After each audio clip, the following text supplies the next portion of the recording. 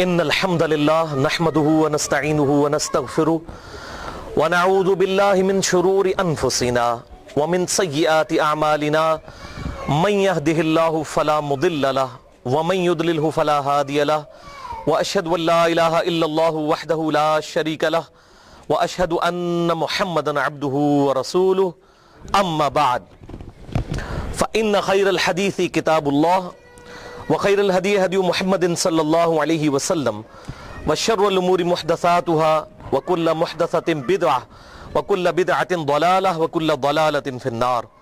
أعوذ بالله السميع العليم من الشيطان الرجيم من همزه ونفخه ونفثه. بسم الله الرحمن الرحيم. رب اشرح لي صدري ويسر لي أمري واحلل عقدة من لساني يفقهوا قولي. بسم الله الرحمن الرحيم. ان اللہ وملائکتہ یصلون علی النبی یا ایہا الذین آمنوا صلوا علیہ وسلموا تسلیما. دروشی پڑھ لیں. اللہم صلی علی محمد وعلی آل محمد کما صلیت علی ابراہیم وعلی آل ابراہیم انک حمید مجید. اللہم بارک علی محمد وعلی آل محمد کما بارکت علی ابراہیم وعلی آل ابراہیم انک حمید مجید. الحمدللہ آج 15 محرم الحرام 1436 ہجری اور 9 نومبر 2014 اور اتوار کا دن ہے.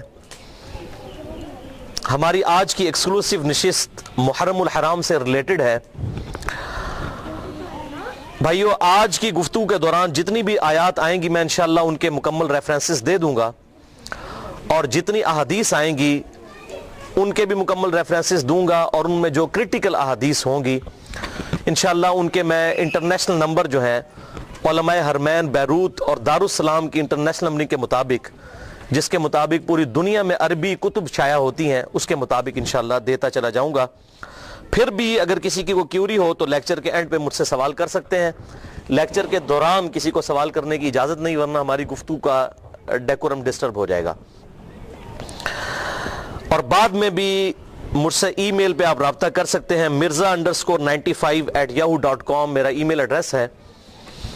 بھائیو، آج کی گفتگو کا عنوان ہے فضائل حسین رضی اللہ تعالی عنہ اور یزید ابن معاویہ کے برے کرتوت. فضائل حسین رضی اللہ تعالی عنہ اور یزید ابن معاویہ کے برے کرتوت.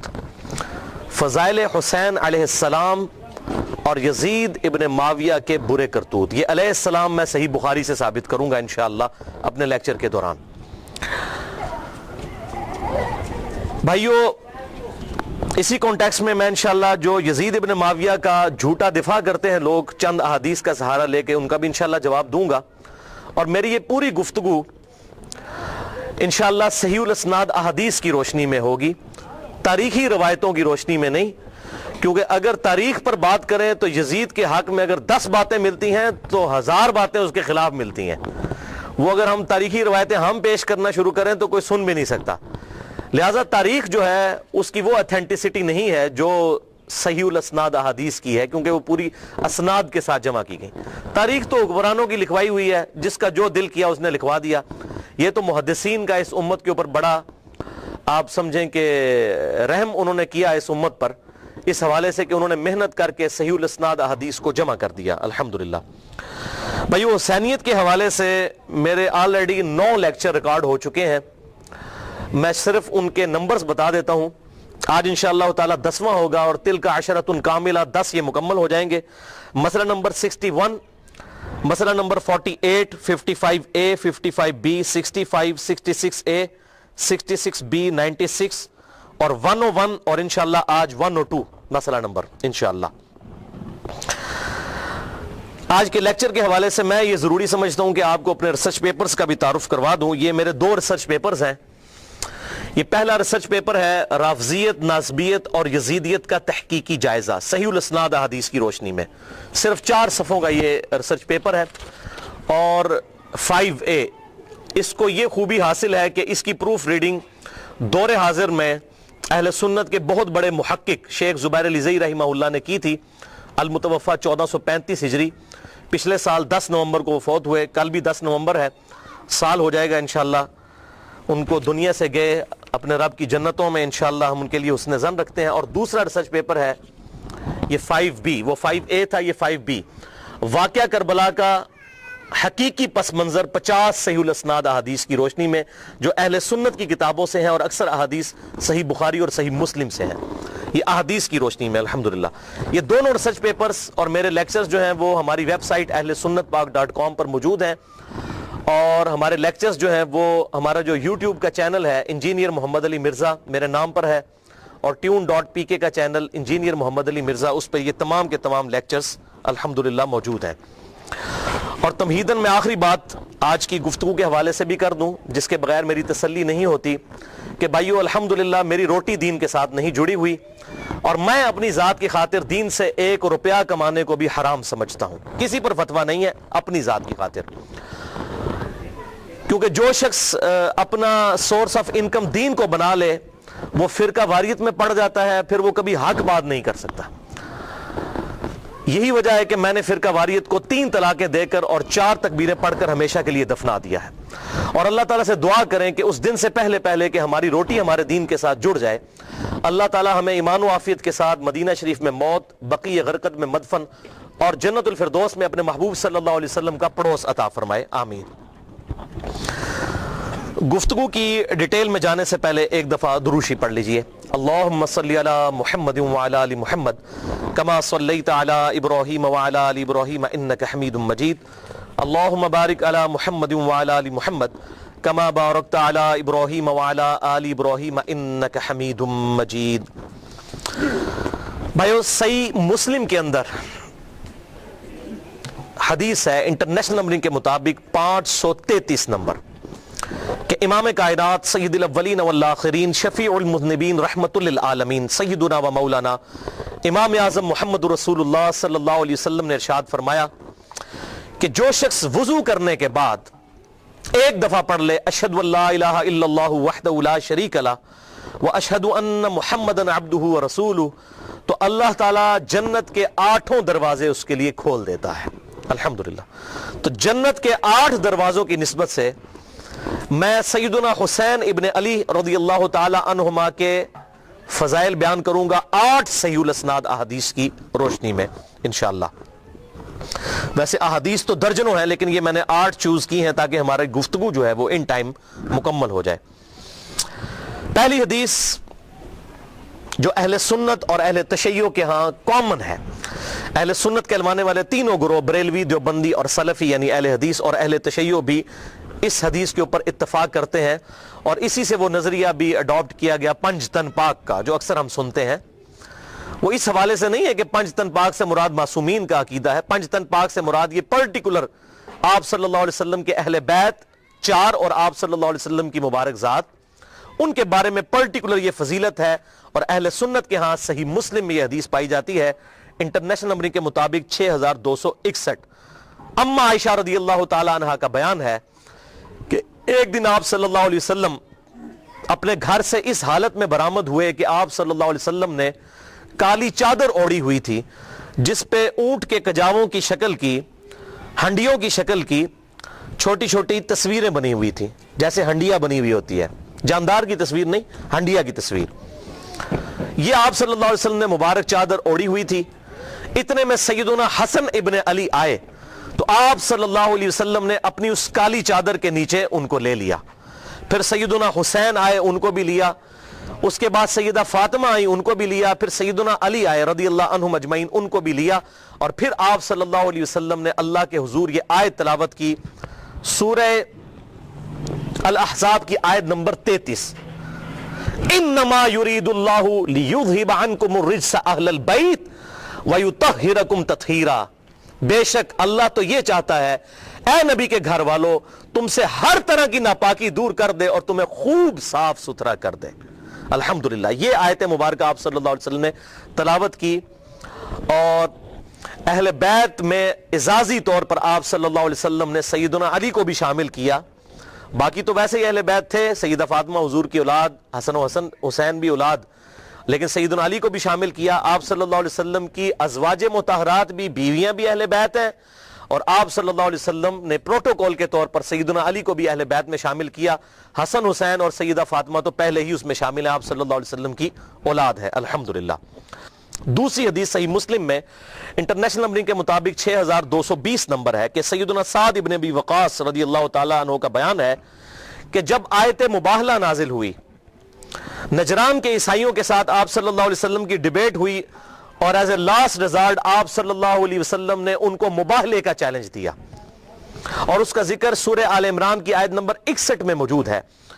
فَقُلْ تَعَالَوْا نَدْعُوا أَبْنَاءَنَا وَأَبْنَاءَكُمْ, اے محبوب صلی اللہ علیہ وسلم اب ان کو ایز اے لاسٹ ریزارٹ ارشاد فرمائیں کہ تم اپنے بیٹوں کو لے آؤ, ہم بھی اپنے بیٹوں کو لے آتے ہیں, تم بھی اپنی عورتوں کو لے آؤ, ہم بھی اپنی عورتوں کو لے آتے ہیں, اور تم خود بھی آ جاؤ اے عیسائیوں, اور ہم خود بھی آ جاتے ہیں. اور اس کے بعد کھلے میدان میں اللہ کے حضور دعا کرتے ہیں کہ جو جھوٹا ہے اسی وقت اللہ کی لعنت اس پر نازل ہو. اس کو کہتے ہیں مباہلہ. تو یہ حدیث صحیح مسلم میں انٹرنیشنل نمبر کے مطابق 6220 نمبر حدیث ہے کہ آپ صلی اللہ علیہ وسلم نے آیت مباہلہ کے موقع پر سیدنا حسن, سیدنا حسین, سیدنا علی اور سیدہ فاطمہ رضی اللہ عنہم اجمعین ان کو اپنے ساتھ لیا مباہلے کے لیے, اور آپ صلی اللہ علیہ وسلم نے اپنی کسی بیوی کو بھی ساتھ نہیں لیا, ان کو لیا ساتھ. صحیح مسلم انٹرنیشنل نمبر کے مطابق 6220. اور پھر اللہ کے حضور دعا کی, اللہم ہؤلاء اہل بیتی, اے اللہ یہ میرے اہل بیت ہیں, میں مباہلے کے لیے تیری خدمت میں ان کو پیش کرتا ہوں. لیکن سامنے سے وہ عیسائی ڈر گئے, جب حسن و حسین کو دیکھا, ان کے نورانی چہرے دیکھے, تو وہ مباہلہ انہوں نے نہیں کیا. کاش مباہلہ کر لیتے تو جان ہی چھوٹ جاتی ان سے. تو وہ بھاگ گئے, ان کو پتہ لگ گیا کہ یہ جھوٹے پیغمبر نہیں ہیں جن کی اولاد کو اللہ تبارک و تعالیٰ نے ایسا روب دیا ہے. چھوٹی سی عمر میں ان کا روب ان کے اوپر پڑ گیا اور مباہلے کے لیے وہ سامنے نہیں آئے. صحیح مسلم 6220. یہ بہت بڑی فضیلت ہے, اور یہ فضیلت سیدنا سعد ابن ابی وقاص نے صحیح مسلم کی اسی حدیث میں آتا ہے, اس موقع پر سیدنا معاویہ رضی اللہ تعالیٰ عنہ کو بیان کی جب انہوں نے سعد ابن ابی وقاص کو مجبور کیا کہ وہ حضرت علی پر لعنت کریں. تو انہوں نے کہا نہیں معاویہ, میں نے رسول اللہ سے 3 باتیں ایسی سنی ہیں علی کے بارے میں, ایک بھی مجھے مل جاتی حالانکہ میں جنتی ہوں تو میرے لیے دنیا اور جو کچھ ہے اس سے بڑھ کر عزیز ہوتا مجھے. اس میں ایک بات یہ تھی. دوسری انہوں نے کہا غزوہ خیبر کے موقع پر آپ صلی اللہ علیہ وسلم نے فرمایا تھا کل اس شخص کے ہاتھ میں جھنڈا دوں گا جو اللہ اور اس کے رسول سے محبت کرتا ہے, اللہ اور اس کا رسول اس سے محبت کرتے ہیں. ہمیں پوری رات نیند نہیں آئی اور آپ صلی اللہ علیہ وسلم نے سیدنا علی کو جھنڈا دیا. اور صحیح مسلم میں یہاں تک ہے کہ حضرت عمر کہتے ہیں مجھے پوری زندگی علی پر رشک رہے گا کہ وہ جھنڈا علی کو ملا اور مجھے نہیں ملا. یہ صحیح حدیث صحیح مسلم میں ہے. اور ایک جھوٹی حدیث عوام میں مشہور ہے کہ حضرت عمر کہتے تھے مجھے ابو بکر کی ایک رات کی نیکی مل جائے پوری زندگی دے دوں. یہ جھوٹی حدیث ہے. شیخ البانی بھی اسے کہتے ہیں یہ فیبریکیٹڈ موضوع حدیث ہے, اور سنن بہیقی میں ہے, ہماری مین سٹریم کی کسی کتاب میں بھی نہیں ہے. اور شیخ زبیر علی زئی صاحب بھی اسے جھوٹی حدیث کہتے ہیں. اور جو سچی حدیث ہے وہ شیعہ سنی اختلاف کی نظر ہو گئی جو صحیح مسلم کے اندر تھی کہ حضرت عمر کہتے ہیں میں علی پر رشک کروں گا, اور کہتے ہیں اللہ کی قسم یہ پہلا موقع تھا مجھے خواہش ہوئی کہ مجھے حضور کوئی عہدہ دیں غزوہ خیبر کے موقع پر, لیکن آپ صلی اللہ علیہ وسلم نے سیدنا علی کو دیا. اور تیسری بات سعد ابن ابی وقاص نے کہی کہ معاویہ سن لے, جب تبوک کا موقع آیا تو آپ صلی اللہ علیہ وسلم پہلی دفعہ حضرت علی کو گھر چھوڑ کر جا رہے تھے. حضرت علی رو پڑے کہ میں آپ کے ساتھ یہ پہلا موقع ہے شامل نہیں ہوں گا. تو آپ صلی اللہ علیہ وسلم نے فرمایا کہ علی تو اس بات پر راضی نہیں کہ تیری میرے ساتھ وہی نسبت ہے جو ہارون کی موسیٰ کے ساتھ ہے, مگر میرے بعد کوئی نبی نہیں.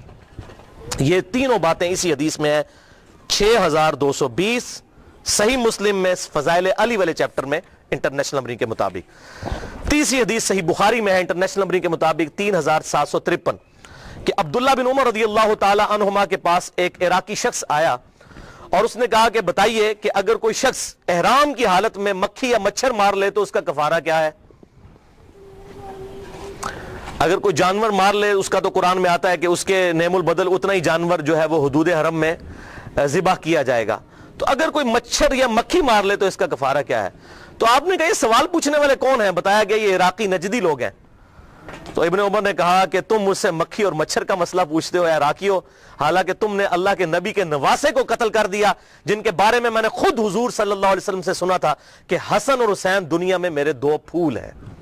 صحیح بخاری 3753. چوتھی حدیث جامعہ ترمذی میں انٹرنیشنل نمبر کے مطابق 3781 نمبر حدیث ہے. رازدار رسول حذیفہ ابن یمان رضی اللہ تعالیٰ عنہ کہتے ہیں کہ آپ صلی اللہ علیہ وسلم نے مجھ سے ارشاد فرمایا کہ اے حذیفہ، آج میرے پاس اللہ نے وہ فرشتہ بھیجا ہے جو آج سے پہلے کبھی دنیا پہ نازل نہیں ہوا، پہلی دفعہ آیا ہے اور خاص خبر لے کر آیا ہے، اور اس نے مجھے خبر دی ہے کہ میرے بیٹے حسن و حسین جنتی نوجوانوں کے سردار ہیں اور میری بیٹی فاطمہ جنتی عورتوں کی سردار ہے۔ الحمدللہ۔ اور اسی کا ترک جب المستدرک للحاکم میں آتا ہے انٹرنیشنل نمبر کے مطابق 4779، اس میں الفاظ ہے کہ حسن اور حسین جنتی نوجوانوں کے سردار ہیں اور ان کے والد علی ابن ابی طالب ان سے بھی بہتر ہیں۔ الحمدللہ۔ اور یہ جو پورشن ہے کہ فاطمہ رضی اللہ تعالی عنہا، فاطمہ علیہ السلام حضور صلی اللہ علیہ وسلم کی بیٹی جنتی عورتوں کی سردار ہے، یہ والا پورشن صحیح بخاری اور صحیح مسلم میں موجود ہے۔ اور اسی حدیث کے اوپر امام بخاری نے حضرت فاطمہ پر جو باب باندھا ہے اس کا نام ہے فضائل فاطمہ علیہ السلام۔ آپ سارے عربی نسخے اٹھا کے دیکھ لیں، امام بخاری نے حضرت فاطمہ کے ساتھ علیہ السلام لکھا۔ بیسیکلی امام بخاری نے رد کیا ناسبیوں کا کہ ہم اہل سنت بھی علیہ السلام کہنے کے قائل ہیں۔ ایون 6318 نمبر حدیث جو صحیح بخاری میں آتی ہے، حضرت علی اور فاطمہ کے ساتھ علیہ السلام لکھا، اور صحیح بخاری میں حضرت حسین کے ساتھ علیہ السلام لکھا 3748 نمبر حدیث میں امام بخاری نے۔ اور یہ صرف امام بخاری نہیں، امام ابو داؤد نے 4640 نمبر حدیث میں حضرت علی کے ساتھ علیہ السلام لکھا۔ اور علیہ السلام کوئی جرم نہیں لکھنا، علیہ السلام ہم کسی کو بھی کہہ سکتے ہیں۔ جب ہم پڑھتے ہیں صلی اللہ علیہ وآلہ وسلم تو اولاد پہ بھی آپ صلی اللہ علیہ وسلم کے سلام پڑھ رہے ہوتے ہیں۔ ہم مردوں کو کہتے ہیں السلام علیکم اہل الدیار من المؤمنین والمسلمین، ہم آپس میں ایک دوسرے کو السلام علیکم کہتے ہیں۔ قبر رسول پر جا کر کیا کہتے ہیں؟ السلام علیکم یا رسول اللہ۔ صحیح حدیث ہے المصنف ابن ابی شیبہ میں، سنن بہیقی کے اندر، الموطا امام مالک کے اندر، فضل الصلاۃ علی النبی کے اندر، کہ عبداللہ بن عمر جب بھی قبر رسول پر جاتے السلام علیکم یا رسول اللہ، السلام علیکم یا ابا بکر، السلام علیکم یا عمر کہا کرتے تھے۔ رضی اللہ عنہ یا عمر نہیں، السلام علیکم یا عمر، نام لے کر سلامتی بھیجتے تھے۔ تو سلامتی بھیجنا یہ بالکل ٹھیک ہے، اور نماز میں نہیں ہم پڑھتے السلام علینا وعلی عباد اللہ الصالحین، اپنے اوپر ہم سلام بھیج رہے ہوتے ہیں۔ تو یہ شیعہ سنی کا مسئلہ نہیں ہے، یہ الحمدللہ متفق کا مسئلہ ہے۔ ہم کہتے ہیں ہم پر بھی سلام ہو اور تمام نیک بندوں پر سلام ہو۔ نیک بندوں میں انبیاء بھی شامل ہیں، صحابہ کرام علیہم رضوان بھی شامل ہیں، اہل بیت بھی شامل ہیں الحمدللہ۔ لیکن مسئلہ ہے کہ یہ تو اس کے لیے جو دلائل ماننا چاہے، جو نہ ماننا چاہے تو اس کے لیے تو پھر ابو جہل کے سامنے حضور صلی اللہ علیہ وسلم نے دعوت پیش کی، اس نے بھی قبول نہیں کیا، بلال حبشی نے قبول کر لی۔ یہ تو قسمت کی بات ہے نا، ہم تو دلائل کے ساتھ بات کر سکتے ہیں، جس کی مرضی مانے جس کی مرضی نہ مانے، منکرین حدیث بن جائے۔ ہم صحیح بخاری اور صحیح مسلم میں رفع الیدین کی حدیثیں بھی مانتے ہیں اور بخاری مسلم میں اہل بیت کی شان کی حدیثیں بھی مانتے ہیں۔ اے نہیں کہ میٹھا میٹھا ہاپ ہاپ تے کوڑا کوڑا تھو تھو، انج نہیں، دو نمبری نہیں۔ اور یہ بیسیکلی فرقہ واریت کی لعنت ہے، جس کی وجہ سے یہ ساری چیزیں کنٹروورشل ہو جاتی ہیں۔ 5ویں حدیث جامعہ ترمذی میں انٹرنیشنل نمبر کے مطابق 3775 نمبر ہے کہ آپ صلی اللہ علیہ وسلم نے فرمایا حسین مجھ سے ہے اور میں حسین سے ہوں، اللہ اس سے محبت کرے جو حسین سے محبت کرتا ہے۔ حضور صلی اللہ علیہ وسلم کی دعا ہے اس کے لیے۔ اور اسی سے ملتا جلتا ایک ترک مسند امام احمد میں انٹرنیشنل نمبر کے مطابق 7863 نمبر حدیث ہے، دوسری جلد اور صفحہ 288 پر سیدنا ابو ہریرہ رضی اللہ تعالیٰ عنہ سے یہ کریٹیکل حدیث ہے کہ سیدنا ابو ہریرہ کہتے ہیں میں نے حضور صلی اللہ علیہ وسلم سے یہ بات خود سنی تھی کہ جس نے حسن اور حسین سے محبت کی اس نے مجھ سے محبت کی، اور جس نے حسن اور حسین سے بغض رکھا اس نے مجھ سے بغض رکھا۔ اب نبی سے بغض رکھا تو ایمان کہاں باقی رہ گیا؟ بخاری اور مسلم کی متفق علیہ حدیث ہے، تمہارا ایمان اس وقت تک کامل نہیں ہو سکتا جب تک کہ میں تمہیں تمہارے ماں باپ اولاد سب لوگوں سے بڑھ کر عزیز نہ ہو جاؤں۔ اور صحیح بخاری میں تو یہاں تک ہے کہ حضرت عمر نے ایک دفعہ حضور کو محبت میں کہا اے اللہ کے رسول مجھے آپ پوری دنیا میں سب سے بڑھ کر محبوب ہیں سوائے اپنی جان کے۔ آپ نے فرمایا عمر تیرا ایمان ہی مکمل نہیں، بلکہ تیری جان سے بھی بڑھ کر۔ ان کا یا رسول اللہ بلکہ آپ مجھے میری جان سے بھی بڑھ کر عزیز ہیں۔ آپ نے فرمایا ہاں اب عمر تیرا ایمان اب مکمل ہوا۔ تو جس نے حسن و حسین سے محبت کی اس نے مجھ سے محبت کی، اور جس نے حسن و حسین سے بغض رکھا اس نے مجھ سے بغض رکھا۔ 6 حدیث صحیح بخاری کے اندر ہے، یہ وہ حدیث ہے انٹرنیشنل نمبر کے مطابق 3748 جس حدیث میں امام حسین کے ساتھ علیہ السلام لکھا ہے امام بخاری رحمہ اللہ نے الحمدللہ۔ اور لکھتے ہیں کہ جب حسین علیہ السلام کا سر مبارک کاٹ کر یزید کے گورنر عبید اللہ ابن زیاد کے سامنے لا کر رکھا گیا تشت میں، اس کی ٹیبل پہ، آپ اندازہ کریں اس امت نے کیا کیا۔ حضور کو دنیا سے گئے ابھی بمشکل 50 سال گزرے تھے، اور امت نے حضور کی پوری نسل ذبح کر کے رکھ دی ولیعوذ باللہ تعالی، اور آج تک بھگت رہے ہیں اس کو۔ اور تشت میں لا کر عبید اللہ ابن زیاد گورنر کوفہ جو یزید کی طرف تھے وہاں پر گورنر تھا، اسپیشلی اسی کام کے لیے لگایا گیا۔ اس سے پہلے وہاں پہ گورنر تھے نعمان ابن بشیر رضی اللہ تعالیٰ عنہ صحابی، وہ حضرت حسین کے ساتھ برا سلوک نہیں کرتے تھے، ہٹا کے اسپیشل یزید نے اس فاسق شخص کو لگایا عبید اللہ ابن زیاد۔ اس پہ اگر میں بخاری مسلم سے اس کی باتیں بیان کروں تو 1 گھنٹہ لگ چاہیے، یہ کتنا ظالم شخص تھا اور کتنا صحابہ کا یہ گستاخ تھا ولیعوذ باللہ تعالی۔ تو اس کے سامنے لا کر سر رکھا گیا، صحیح بخاری 3748، اور یہ سر پر چھڑیاں مارنے لگا حضرت حسین کے ولیعوذ باللہ تعالی۔ حضرت انس ابن مالک پاس بیٹھے تھے، تڑپ اٹھے، انہوں نے کہا اللہ کی قسم تو اس کے حسن میں کلام کرتا ہے، اللہ کی قسم رسول اللہ کے سب سے زیادہ ہم شکل حسین ابن علی تھے۔ اور دوسری روایتوں میں آتا ہے کہ پھر انہوں نے ڈانٹا، انہوں نے کہا کہ تو اس ہونٹ پر، ان ہونٹوں کے اوپر چھڑیاں مارتا ہے، اور میں نے اپنے محبوب صلی اللہ علیہ وسلم کو ان ہونٹوں کو چومتے ہوئے دیکھا ہے کئی بار۔ اللہ اکبر۔ 7ویں حدیث مسند امام احمد میں انٹرنیشنل نمبر کے مطابق 648 جلد 1 صفحہ 85 پر بڑی کریٹیکل حدیث ہے۔ صفین سے جب سیدنا علی رضی اللہ تعالیٰ عنہ واپس آ رہے تھے اور نہروان کے لیے خوارج کے خلاف قتال کے لیے جا رہے تھے، اس دوران فرات کے کنارے آپ رکے۔ اس حدیث سے آپ کو پتہ چلے گا کہ حضور کو یہ غیبی خبریں اللہ نے پہلے دے دی تھی کہ آپ کی امت آپ کے اہل بیت کے ساتھ برا سلوک کرے گی۔ تو آپ فرات کے کنارے رکے اور کہا اصبر ابا عبداللہ، اے ابا عبداللہ صبر کرنا۔ حضرت حسین کی یہ کنیت تھی، حسین صبر کرنا، حسین صبر کرنا، حسین صبر کرنا۔ تو ساتھیوں نے کہا کہ یہ آپ کس سے باتیں کر رہے ہیں؟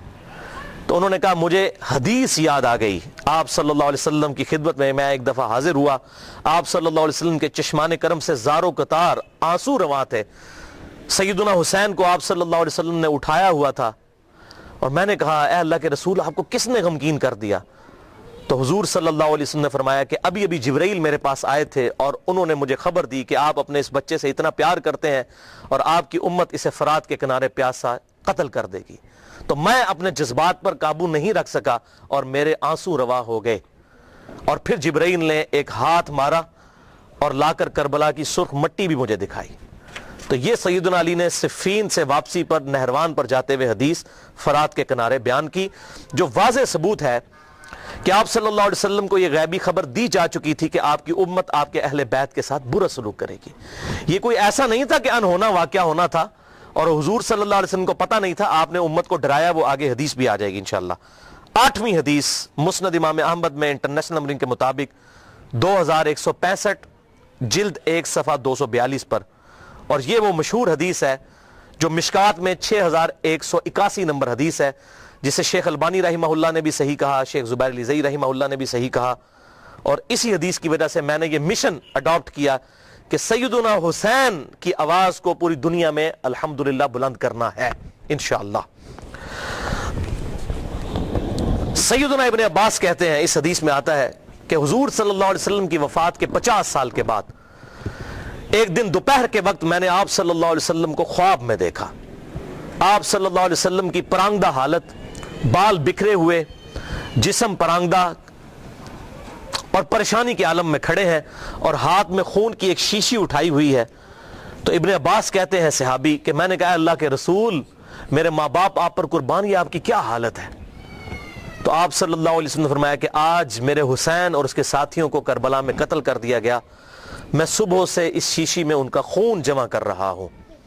حضرت ابن عباس کانپ کر اٹھے اور وہ دن اور تاریخ نوٹ کی، اور بعد میں پتہ چلا کہ اسی دن 10 محرم الحرام 61 ہجری میں حضرت حسین کو ان کے ساتھیوں سمیت شہید کیا گیا۔ 18 اہل بیت میں سے تھے، اور 64 جو ہیں 54 وہ دوسرے لوگ تھے، ٹوٹل 72 لوگ شہید کیے گئے۔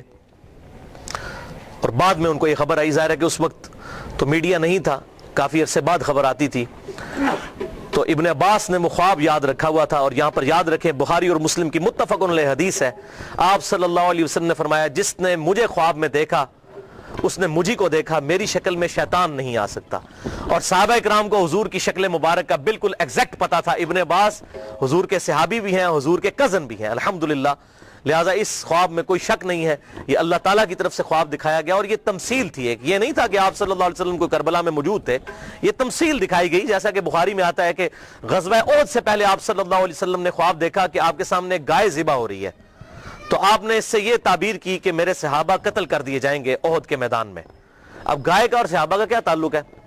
لیکن یہ ایک تمثیل بیان کی، یہ خواب الگ سے ایک محکمہ ہے، یہ نہیں ہوتا کہ مجھے آپ اگر خواب میں دیکھیں تو مجھے نہیں پتا ہوگا آپ نے مجھے خواب میں دیکھا ہے، یہ اللہ تعالیٰ تمثیلاً ایک خواب دکھاتا ہے، اور وہ اللہ تعالیٰ نے اپنے محبوب صلی اللہ علیہ وسلم کو خواب میں دکھایا حضرت ابن عباس کو، تاکہ امت تک یہ بات پہنچ جائے۔ بہرحال یہ ساری احادیث میرے ان ریسرچ پیپرز میں موجود ہیں، انشاءاللہ آپ کو لیکچر کے اینڈ پہ مل بھی جائیں گے سب لوگوں کو۔ اب آتے ہیں یزید ابن معاویہ کی طرف، ایک دفعہ دروشی پڑھ لیجئے۔ اللہم صلی علی محمد وعلی آل محمد کما صلیت علی ابراہیم وعلی آل ابراہیم انک حمید مجید، اللہم بارک علی محمد وعلی آل محمد کما بارکت علی ابراہیم وعلی آل ابراہیم انک حمید مجید۔ بھائیو، یزید اچانک کوئی آسمان سے نازل ہو کر تخت پر نہیں بیٹھا، یہ مسلسل اسلامی نظام کی گراوٹ تھی 20 سے 25 سال کی، جس کا نمائندہ بن کر یزید سامنے آیا۔ خرابی اس سے پہلے ہو چکی تھی، اب یہ الگ سے پورا ایک ٹاپک ہے، وہ 50 احادیث میں کور ہے، اور ابھی ریسنٹلی میں نے 8 محرم الحرام کو ایک لیکچر ریکارڈ کروایا ہے، مسئلہ نمبر 101 صحیح مسئلہ خروج اور فکر حسین حق پرستی کی علامت ہے، اس میں نے یہ ساری باتیں کھول کر بیان کی ہیں الحمدللہ، جسے شوق ہو تو وہ لیکچر دیکھ سکتا ہے۔ بہرحال یہاں پر میں ایک حدیث ضرور بیان کروں گا کہ ہمارے محبوب امام کائنات سید الاولین والآخرین شفیع المذنبین رحمت للعالمین سیدنا و مولانا امام اعظم محمد رسول اللہ صلی اللہ علیہ وآلہ وسلم نے اپنی وفات سے تقریباً 2.5 سے 3 مہینے پہلے ایک خطبہ دیا،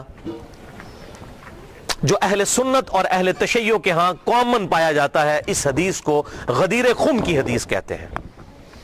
اہل سنت کے ہاں 4 احادیث ہیں اوپر تلے صحیح مسلم میں، انٹرنیشنل نمبر کے مطابق فضائل علی والے چیپٹر میں صحیح مسلم میں 6225، 6226، 6227 اور 6228 4 طرق امام مسلم رحمہ اللہ تعالی فضائل علی والے چیپٹر میں لے کر آئے غدیر خم کی حدیث، کہ آپ صلی اللہ علیہ وسلم نے حجۃ الوداع سے واپسی پر 18 ذوالحجہ کو خم نامی گاؤں میں پانی کے لیے پڑاؤ کیا، اور آپ صلی اللہ علیہ وسلم نے کنکلوڈنگ گفتگو وہاں پر کی۔ آپ صلی اللہ علیہ وسلم کے لیے اونٹ کے پالان کا ممبر تیار کیا گیا، آپ صلی اللہ علیہ وسلم نے صحابہ اکرام کو مخاطب کیا اور کہا کہ اے لوگو آگاہ ہو جاؤ، میں بھی ایک انسان ہوں، قریب ہے کہ اللہ کا قاصد یعنی موت کا فرشتہ میرے پاس آئے اور میں اس کی دعوت قبول کر لوں۔ ہر شخص نے دنیا سے جانا ہے، میں نے بھی جانا ہے۔ میں اپنے بعد تم میں 2 بھاری چیزیں چھوڑ کر جا رہا ہوں، ان میں سے پہلی چیز اللہ کی کتاب ہے، اس میں ہدایت ہے، اس میں نور ہے، تم اللہ کی کتاب کو پکڑو، اپنا تعلق اس کتاب کے ساتھ مضبوط کرو۔ اللہ کی کتاب اللہ کی رسی ہے، جو اسے پکڑے گا ہدایت پر ہوگا، جو اسے چھوڑ دے گا گمراہ ہو جائے گا۔ وَاعْتَصِمُوا بِحَبْلِ اللَّهِ جَمِيعًا وَلَا تَفَرَّقُوا، یہ ہے اللہ کی رسی۔ اور پھر زید ابن ارقم کہتے رہے آپ صلی اللہ علیہ وسلم ہمیں ترغیب دلاتے رہے، اللہ کی کتاب، اللہ کی کتاب، اللہ کی کتاب۔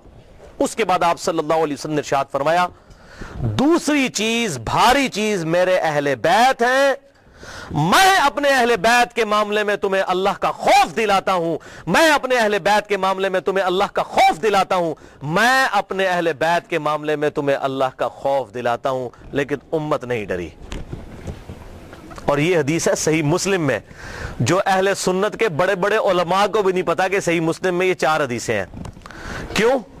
ان کو وہ حدیث بتائی جاتی ہے جو ہماری مین سٹریم کی کتابوں میں بھی نہیں ہے، باہر ہے، المستدرک للحاکم میں۔ اس سے بہت کمزور درجے کی روایت ہے، حسن درجے کی ہے، اس سے بہت کمزور ہے وہ، یہ تو مسلم کی حدیث ہے۔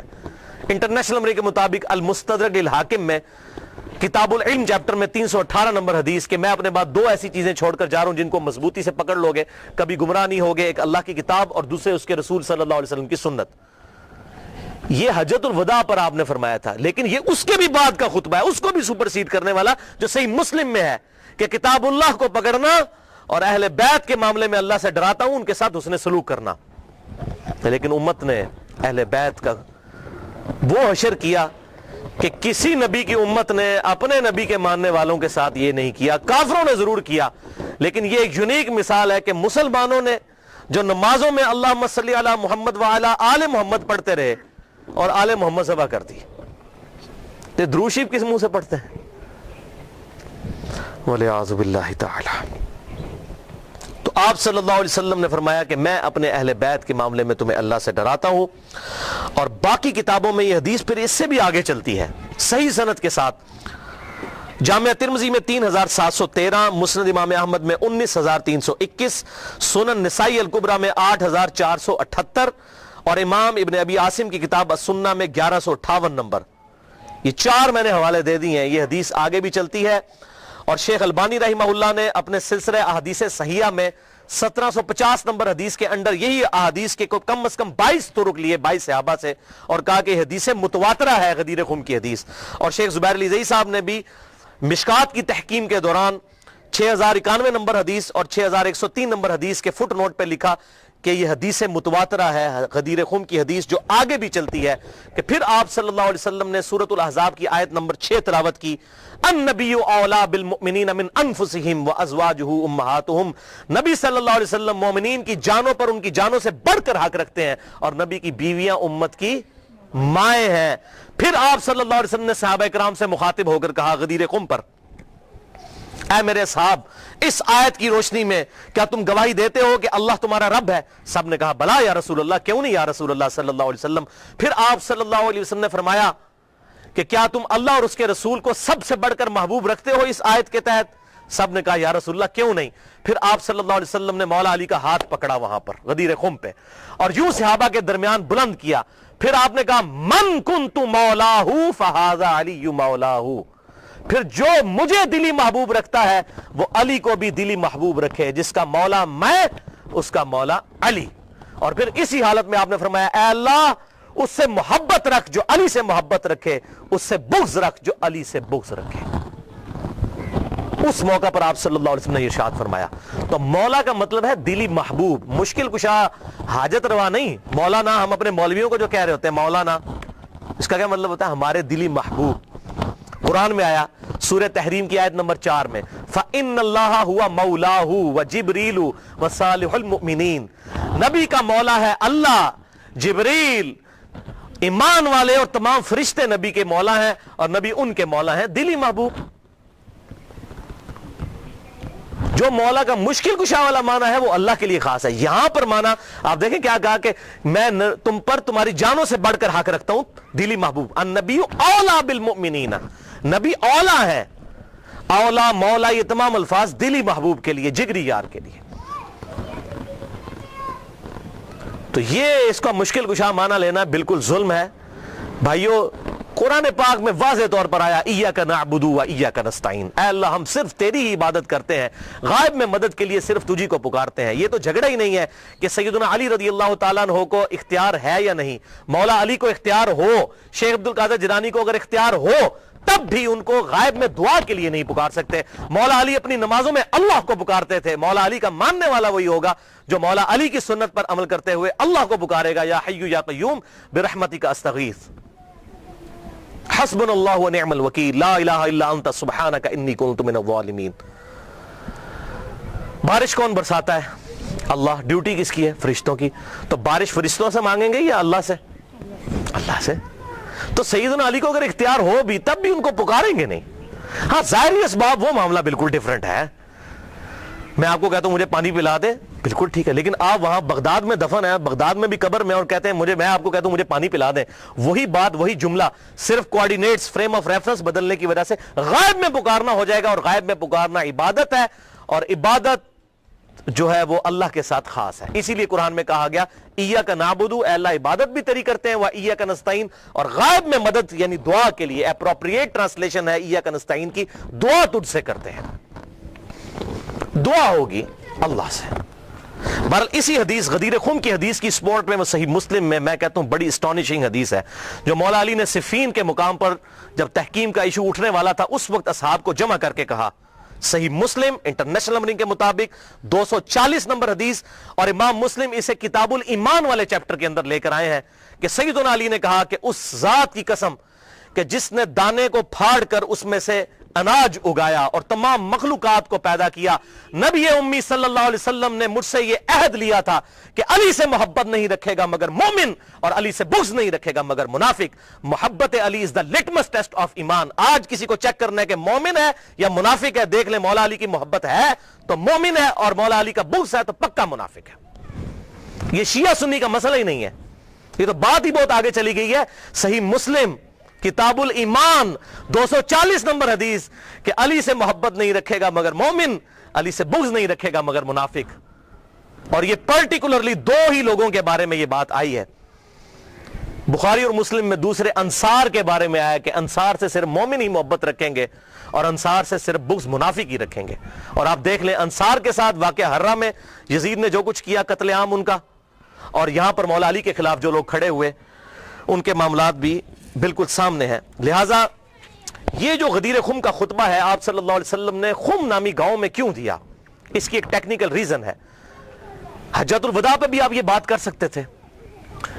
آپ نے خم نامی گاؤں میں اس لیے خطبہ دیا کہ اس موقع کے اوپر سب لوگ جا چکے تھے سوائے اہل شام کے اور اہل مدینہ کے, اور یہی بدبخت شامی تھے جو بعد میں مولا علی کے خلاف صفین میں کھڑے ہوئے. حضور ان کو ڈرا رہے تھے, اور دیکھیں اس کے بعد کیا ہو سکتا ہے. من کنت مولاہ فہذا علی مولاہ, بات ہی کچھ نہیں رہ جاتی. اور اہل مدینہ میں بھی ایسے لوگ شامل, پھر اہل مدینہ کے اوپر ظلم بھی ہوئے. آپ صلی اللہ علیہ وسلم نے پہلے ان کو خبردار کر دیا. یہ تھی اس کی حکمت, اور آنے والے وقت کے بارے میں اشارہ تھا کہ یہ معاملات ان کے ساتھ ہوں گے. بہرحال اس معاملے میں جن لوگوں نے بھی سیدنا علی کے ساتھ زیادتی کی, چاہے وہ حضرت امیر معاویہ رضی اللہ تعالیٰ عنہ ہو, یا حضرت مغیرہ ابن شعبہ رضی اللہ عنہ ہو, یا حضرت عمر ابن عاص رضی اللہ عنہ ہو, ہم کسی پر لعنت کرنے کے قائل نہیں ہیں. لیکن لیکن لیکن ان کی غلطیوں کا جھوٹا دفاع بھی نہیں کرتے, اور نہ ہم رافضیوں کی طرح ان پر لعنت کرتے ہیں. ان کا معاملہ ہم اللہ کے سپرد کرتے ہیں. غلطی جو ہے 100 بسم اللہ بیان ہوگی.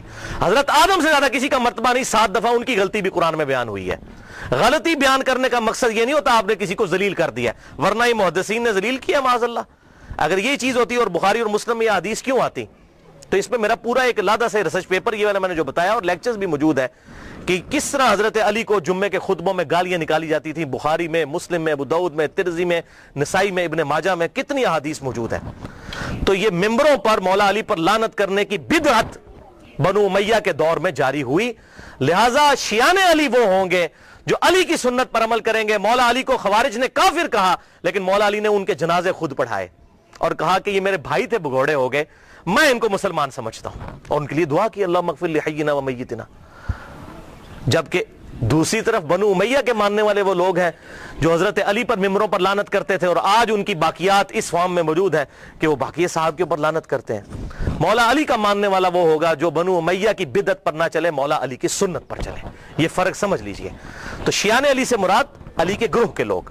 خالی ٹائٹل لگا لینے سے نہیں. آج سنی کون کون نہیں اپنے آپ کہتا, بریلوی کہتے ہیں ہم سنی ہیں, دیوبندی کہتے ہیں ہم سنی ہیں, اہل حدیث کہتے ہیں ہم سنی ہیں, لیکن ایک دوسرے سے پوچھیں وہ کہتے ہیں نہیں اسی سنی ہے, دوسرا سنی نہیں ہے. تو ٹائٹل آپ لگاتے رہے بے شک. شراب کی بوتل کے بعد روح افزا لکھ لینے سے روح افزا بن جائے گی, یہ جامع شیری بن جائے گی؟ نہیں. اصل تو بات یہ کہ واقعی علی کا شیعہ کون ہے. شیعہ علی کا وہی ہوگا, علی کے گروہ کا آدمی وہی ہوگا جو مولا علی کی سنت پر عمل کرنے والا ہوگا. اور مولا علی نے ہمیں یہی درس دیا ہے کہ کسی بھی شخص کے اوپر لعنت نہ کی جائے. یہ لعنت کرنا تو بنو امیہ کی بدعت ہے. جو ان کے طریقے پر چلنا چاہتے ہیں اور ان کی پارٹی میں قیامت والے دن اٹھنا چاہتے ہیں تو بے شک اٹھیں. ہم تو مولا علی کے ساتھ ہیں, دنیا میں بھی انشاءاللہ اور آخرت میں بھی انشاءاللہ مولا علی کے ساتھ اٹھائے جائیں گے انشاءاللہ تعالی, اور اہل بیت کے ساتھ. بہرحال یزید ابن معاویہ کے جو برے کرتوت ہیں اس پہ تو گھنٹوں گفتگو کی جا سکتی ہے.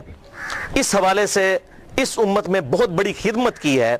اہل سنت کے بہت بڑے ایک امام گزرے ہیں آج سے 900 سال پہلے. امام عبد الرحمن بن علی بن محمد بن الجوزی, المتوفا 597 ہجری, 597 ہجری میں فوت ہوئے. آج 1436 ہجری ہے, 900 سال پہلے. انہوں نے ایک کتاب لکھی اور یہ شیخ عبد القادر جیلانی رحمۃ اللہ علیہ المتوفا 561 ہجری کے شاگرد بھی ہیں، محدث ابن جوزی۔ ان کو اہل سنت کہلوانے والے تینوں گروہ اپنا امام مانتے ہیں، بریلوی، دیوبندی، سلفی یعنی اہل حدیث، اور اہل تشیع بھی ان کو بڑی قدر کی نگاہ سے دیکھتے ہیں۔ محدث ابن جوزی کو ان کی بہت خدمات ہیں حدیث کی فیلڈ کے اعتبار سے، حتیٰ کہ امام ابن تیمیہ اور حافظ ابن کثیر اور اس طرح کے بڑے بڑے جو لوگ ہیں، جو خصوصاً اہل حدیث مکتب فکر کے لوگ جن کو بڑا اپنا امام مانتے ہیں، وہ ان کو بہت عزت کی نگاہ سے دیکھتے تھے، ان کی بڑی تعریفیں کی ہیں انہوں نے اپنی کتابوں میں، کیونکہ یہ تو ان سے بھی بہت پہلے گزرے ہیں۔ ان کے زمانے میں ایک یزیدی تھا مولوی، اس کا نام تھا عبد المغیث۔ اس نے ایک کتاب لکھی کہ یزید کو ہمیں برا نہیں کہنا چاہیے، یہ سب اس کے اوپر جھوٹے الزام ہیں، حتیٰ کہ بخاری مسلم میں بھی جو حدیثیں آئی ہیں اس نے کہا یہ بس اسی طرح ہیں، جس طرح آج بھی منکرین حدیث ہے نا، وہ بخاری مسلم کی حدیثوں کو کہتے ہیں ہم نہیں ان حدیثوں کو مانتے، تو منکرین حدیث ہمیشہ سے رہے ہیں۔ تو اس نے وہ حکومتی ملے ہوتے ہیں نا، حکومتوں سے پیسہ لے کے تو فتوے دیتے ہیں، آج بھی لوگ دیتے ہیں، تو اس نے ایک کتاب لکھی عبد المغیث نے۔ تو اس وقت محدث ابن جوزی میدان میں اترے اور انہوں نے یہ کتاب لکھی، الرد علی المتعصب العنید المانع من ذم یزید۔ یہ اس سرکش اور ضدی کا رد ہے جو یزید کی مذمت کرنے کو برا سمجھتا ہے، یہ کتاب کا نام انہوں نے رکھا۔ اور پھر وہ پول کھولے کہ کسی کا انہوں نے لحاظ نہیں کیا، اور جو کر سکتے تھے انہوں نے کیا۔ الحمدللہ یہ کتاب امام ابن تیمیہ المتوفا 728 ہجری، حافظ ابن کثیر المتوفا 774 ہجری اور بڑے بڑے اہل سنت کے ائمہ نے اس کتاب کی بڑی تعریف کی ہے، اپنی کتابوں میں لکھا۔ اور البدایہ والنہایہ تاریخ ابن کثیر میں حافظ ابن کثیر نے اس کتاب کو مینشن کر کے کہا کہ اس کتاب نے امت کا دل ٹھنڈا کر دیا ہے، اور بڑی صحیح طریقے سے پٹائی کی ہے یزیدی پارٹی کی ابن جوزی نے، یہ ابن کثیر نے لکھا۔ اور یہ کتاب الحمدللہ اردو ترجمے کے ساتھ شائع ہو چکی ہے۔ شاہ نفیس اکیڈمی لاہور والوں نے، جو دیوبند مکتب فکر کا ایک ادارہ ہے، انہوں نے اس کا ترجمہ شائع کر دیا ہے۔ ہماری ویب سائٹ اہل سنت پاک .com پہ اس کا PDF موجود ہے، ڈاؤن لوڈ بھی آپ کر سکتے ہیں۔ ٹوٹل یہ 80 صفحات پر مشتمل ہے کتاب، ٹوٹل 160 ہے اس کے صفحات، 80 صفحات اس مترجم نے اپنے کومنٹس کیے ہیں، اور 80 صفحات پہ اس کا کتاب کا ترجمہ ہے۔ ماشاءاللہ انہوں نے حق کھول کر بیان کیا ہے، ائمہ اہل سنت کی رائے کیا تھی یزید کے بارے میں۔ حیران کن بات ہے کہ دنیا کی کسی حدیث کی کتاب میں یزید سے ایک حدیث بھی روایت نہیں ہے۔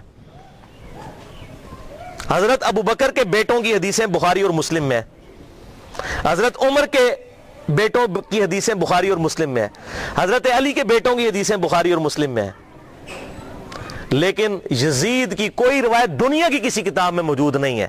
حالانکہ ان کے بھی والد حضرت امیر معاویہ رضی اللہ تعالیٰ عنہ 40 سال تک مسلمانوں کے حکمران رہے ہیں، 20 سال تک گورنر اور پھر 20 سال بعد صلح حسن کے بعد حکومت سنبھالی، لیکن کسی نے ان کے بیٹے سے حدیث نہیں لی کیونکہ مجرور راوی تھا۔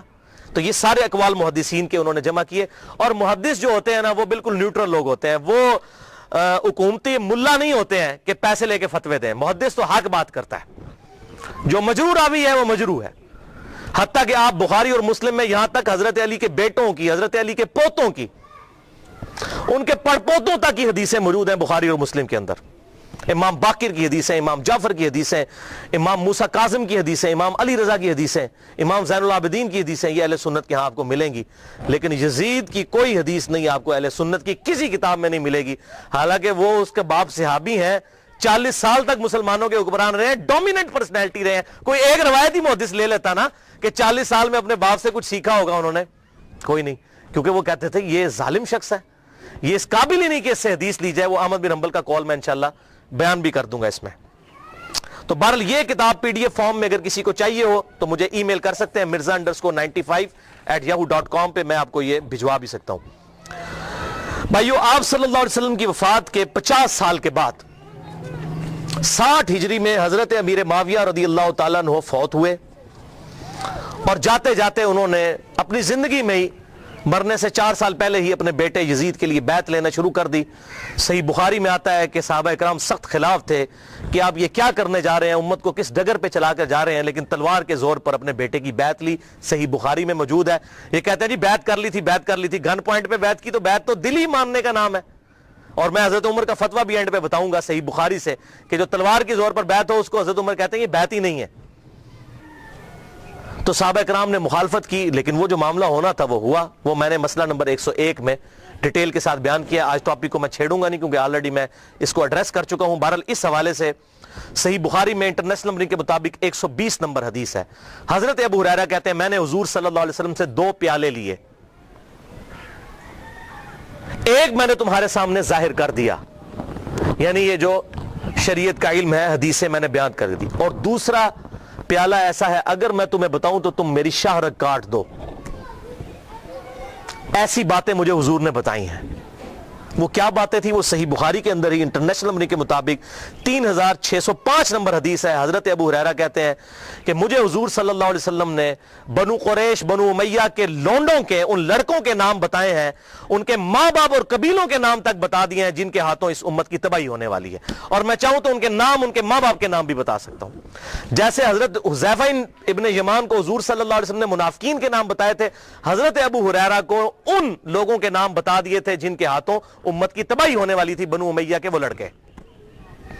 حتیٰ کہ اسی حدیث کے تحت فتح الباری میں امام ابن حجر اسقلانی رحمہ اللہ المتوفی 852 ہجری وہ لکھتے ہیں, اور بڑی انہوں نے اسناد مختلف کتابوں سے المصنف ابن ابی شیبہ سے باقی کتابوں سے جمع کی کہ حضرت ابو ہریرہ یہ دعا کیا کرتے تھے, اے اللہ مجھے 60 ہجری تک باقی نہ رکھنا اور لڑکوں کی حکومت سے پہلے موت دینا. 59 ہجری میں حضرت ابو ہریرہ فوت ہو گئے اور 60 ہجری میں یزید ابن معاویہ تخت نشین ہوا. اور اس میں ایک مرفوع حدیث ہے انٹرنیشنل نمبر کے مطابق مسند امام احمد میں 8302 اور مشکات میں بھی 3716 کہ آپ صلی اللہ علیہ وسلم نے فرمایا 70 کی دہائی کے آغاز سے اللہ کی پناہ طلب کرو اور نوجوان لڑکوں کی حکومت سے اللہ کی پناہ طلب کرو. 70 کی دہائی کا آغاز یعنی 61 ہجری, اور واقعہ کربلا 61 ہجری میں ہوا ہے. تو آپ صلی اللہ علیہ وسلم نے اپنی امت کو اس حوالے سے خبریں دی تھیں کہ آپ صلی اللہ علیہ وسلم کی وفات کے بعد امت کے ساتھ کیا سلوک ہونے والا ہے. تو اس کے ظلم کی داستان بہت طویل ہے. یہاں پر میں اس کے 3 بڑے بڑے سیاہ کارنامے ذکر کروں گا احادیث کی کتابوں سے, تاریخ نہیں. اگر تاریخ میں نے بتایا تاریخ میں اگر 10 باتیں یزید کے حق میں ہیں نا تو 1000 اس کے خلاف ہیں. لیکن کیا کرتے ہیں یہ حکومتی ملے, وہ چند ایک باتیں نقل کر کے تو پھر دفاع کرنے کا کوشش کرتے ہیں, اور پھر کتابوں پہ پابندی لگ جاتی ہے. وہ جو جھوٹی کتاب صلاح الدین یوسف صاحب نے لکھی, وہ گورنمنٹ نے پابندی لگا دی. کوئی حدیث نقل نہیں کی ہے, بلکہ ساری تاریخی روایتیں نقل کی ہیں, اور وہیں پر لکھا ہوا ہے کہ یزید کی فوجوں نے واقعہ حرہ میں 1000 صحابیات اور تابعیات کے ساتھ زنا کیا, اور وہ حاملہ ہو گئیں, اور 3 دن تک مسجد نبوی میں گھوڑے باندھ کر رکھے, اور مسجد نبوی میں نماز نہیں ہوئی ہے. لیکن صلاح الدین یوسف صاحب کی رگ نہیں پھٹکی کہ میں یہ حق لوگوں کو بتاؤں. ابن کثیر سے, اس ابن کثیر سے اپنی مطلب کی باتیں نقل کی. وہ بتا رہا ہوں 10 باتیں نقل کی, 1000 اس کے خلاف لکھی ہوئی ہیں. لیکن جب کوئی بندہ بےایمانی پہ اتر آئے تو اس کا تو کوئی علاج نہیں ہے. لہذا میں تاریخ کو کرتا ہوں سائڈ پہ, میں صرف آپ کو احادیث سے حوالے دوں گا جس کے سامنے اب سارے خاموش ہو چکے ہیں. جب سے یہ میری یہ پمفلٹ آئے ہیں, یہ واقعہ کربلا کا حقیقی پس منظر 50 صحیح الاسناد احادیث کی روشنی میں, یہ والا پمفلٹ, اور یہ رافضیت ناسبیت اور یزیدیت کا تحقیقی جائزہ, یہ پمفلٹ میں نے ڈاکٹر ذاکر نائک کے خلاف لکھا تھا, انگلش کے اندر بھی اردو کے اندر بھی, اور ان کے ہم نے شاگرد پاکستان آئے ان کے ہاتھ میں یہ پمفلٹ پکڑائے کہ خدا کے لیے کہ آپ یہ کون سی وہ امام غزالی کی لکھی ہوئی تاریخ بیان کر رہے ہیں, ابن تیمیہ کی لکھی ہوئی تاریخ بیان کر رہے ہیں. خدا کے لیے حدیث کی کتابیں پڑھیں, بخاری اور مسلم پڑھیں, یا تو بخاری اور مسلم کو غلط کہتے ہیں منکرین حدیث بن جائیں. یہ تاریخیں تو حکمرانوں نے لکھوائی ہوئی ہیں, با ملاحظہ ہوشیار لکھو ہم بڑے سخی تھے, ہم یہ تھے وہ تھے. تاریخیں تو حکمرانوں کی لکھوائی ہوئی ہیں.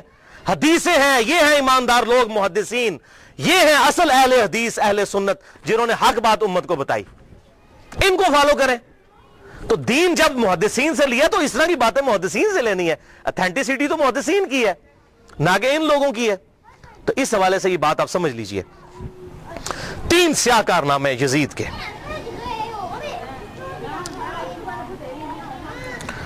پہلا سیاہ کارنامہ 61 ہجری میں آپ صلی اللہ علیہ وسلم کی وفات کے بعد 50 سال کے بعد عبید اللہ ابن زیاد کو گورنر لگا کر اس کے ذریعے سیدنا حسین ابن علی رضی اللہ تعالی عنہ کو شہید کروایا. 18 اہل بیت میں سے اور 54 لوگ دوسرے شہید ہوئے واقعہ کربلا کے دوران. ٹوٹل 72 لوگ. اور اس کا ذکر صحیح بخاری میں انٹرنیشنل نمبر کے مطابق 3748 نمبر حدیث میں موجود ہے, اور صحیح مسلم میں 6309 نمبر حدیث کے اندر بھی موجود ہے کہ جب حضرت حسین کے قتل کے بعد حضرت امام زین العابدین علی ابن حسین رحمہ اللہ تعالی جب مدینہ شریف آئے تو ان کے ہاتھ میں حضور کی تلوار تھی جو حضرت علی کے پاس تھی، اس کے بعد مولا حسین کے بعد تھی، مولا حسین کے بعد زین العابدین کے پاس آئی۔ صحیح مسلم 6309۔ تو مسور بن مخرمہ رضی اللہ تعالیٰ عنہ حاضر خدمت ہوئے اور انہوں نے کہا کہ اے نبی کے بیٹے، یہ تلوار آپ میرے حوالے کر دیں ورنہ یہ کہیں بنو امیہ کے ظالم لوگ آپ سے چھین نہ لیں، اور میں اپنی جان سے بڑھ کر اس کی حفاظت کروں گا۔ تو یہ صحیح مسلم میں موجود ہے۔ لوگ کہتے ہیں نہیں پتہ نہیں حسین قتل بھی ہوا تھا کہ نہیں، ٹھیک ہے، آپ لوگوں نے یہ باتیں کرنا شروع کر دی ہیں۔ تو بھئی جھوٹ کے تو کوئی پاؤں نہیں ہوتے ہیں۔ جب لوگوں نے یہ جرت کی جی وہ صحابہ وہ بغلوں میں بت رکھ کے آتے تھے اس لیے رفع یدین ہوتا تھا، حالانکہ اہل سنت اور اہل تشیع کا رفع الیدین پہ اجماع ہے، سوائے حنفیوں کے پوری امت متفق ہے کہ آپ صلی اللہ علیہ وسلم رکوع میں جاتے وقت رکوع سے اٹھتے وقت رفع الیدین کرتے تھے۔ لیکن جب کوئی بندہ بے ایمانی پر اترا ہے تو اس کا تو کوئی علاج ہی نہیں ہے، وہ کہے گا جی بت رکھ کے آتے تھے، اے بھی ہوئی یہ بت رکھ کے آتے تھے۔ بھائی صحیح مسلم میں موجود ہے، صحیح بخاری میں واقعہ کربلا کا ذکر موجود ہے۔ دوسرا سیاہ کارنامہ، اور ادھر میں یہ بات کر دوں، بعض لوگ کہتے ہیں حضرت حسین جو ہے وہ یزید کی بیعت کے لیے جا رہے تھے اور انہوں نے کہا میری 3 شرائط ہیں، یا تو مجھے اجازت دو میں یزید کے ہاتھوں میں ہاتھ دے دوں، یا مجھے کسی مسلمان سرحد پر بھیج دو، یا مجھے واپس جانے دو۔ خدا کے لیے بھائی یہ بات ہوتی تو بنو امیہ نے لوڑیاں ڈالنی تھی کہ حضرت امیر معاویہ رضی اللہ تعالیٰ عنہ پوری زندگی حضرت حسین سے وہ بیعت نہیں لے سکے اپنے بیٹے کے لیے جو انہوں نے اپنی وفات سے 4 سال پہلے لینا شروع کر دی تھی، اور یہ عبید اللہ ابن زیاد نے حضرت حسین کو اگر منوا لیا تھا تو اس کو تو سونے میں تولنا تھا یزید نے کہ بھی آپ نے بڑا کارنامہ کیا ہے۔ کدھر یہ جھوٹ ہے۔ انصاب الاشراف کتاب سے یہ پیش کرتے ہیں، شیخ زبیر لیزئی صاحب نے پوری تحقیق لکھی ہے کہ یہ کتاب ہی ثابت نہیں صحیح سند کے ساتھ، اور اس کتاب میں تو ایسی ایسی حدیثیں ہیں کہ کئی صحابہ کا ایمان ہی ثابت نہیں ہوگا اگر اس کتاب کو انصاب الاشراف کو پیش کریں۔ اور یہ جو روایت ہے وہ روایت بھی منقطع ہے۔ حلال بن صاف یہ بیان کرتے ہیں ان کا واقعہ کربلا میں ہونا ثابت نہیں ہے، اور منقطع روایت کوئی حجت نہیں ہوتی ہے، تو یہ کتاب بھی ثابت نہیں، بالکل جھوٹ ہے۔ پوری امت بیعت کر لیتی، حضرت حسین بیعت نہ کرتے اس وقت تک ان کو سکون نہ آتا۔ کیوں؟ حسین کا بیعت کرنے کا مطلب تھا کہ آل محمد نے بنو امیہ کی بدماش حکومت کو اسلامی حکومت تسلیم کر لیا ہے۔ اس لیے آپ دیکھیں ایک حسین نے بیعت نہ کی تو یار کیا ہوا، کوئی فرق نہیں پڑتا، چھوڑ دو۔ حضرت سعد ابن عبادہ نے بخاری مسلم میں آتا ہے کہ حضرت ابوبکر و عمر کی بیعت نہیں کی تو کیا حضرت ابوبکر نے ان کو قتل کروا دیا تھا؟ نہیں۔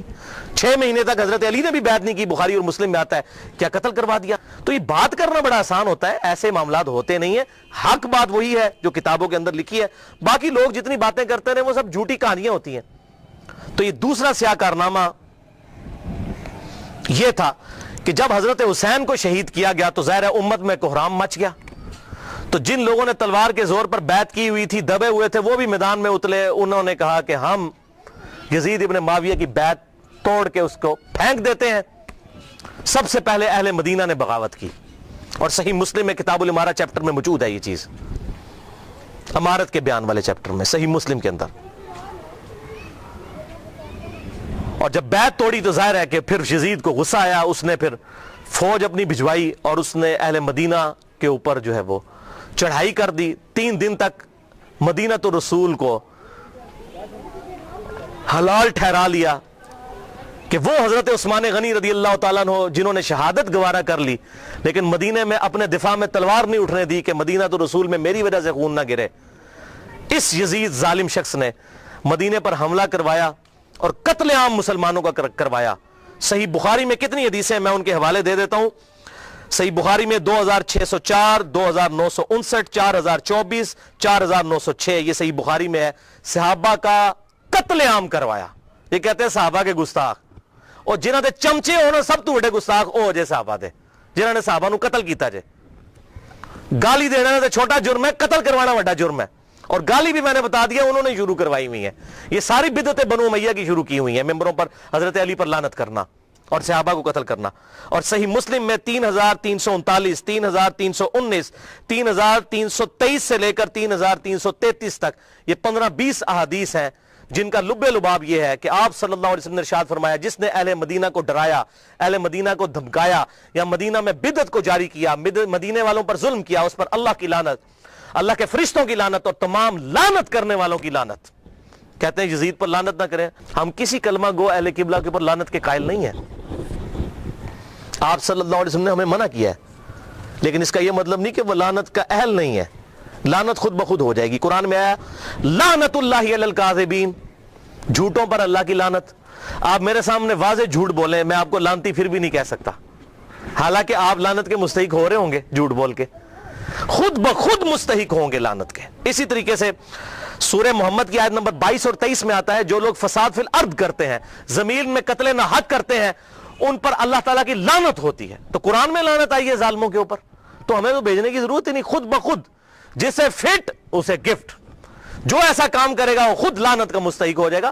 ہم کیوں لعنت بھیجیں، وہ خود بخود لعنت کے مستحق ہو گیا، وَلِعَاذُ بِاللَّهِ تعالی۔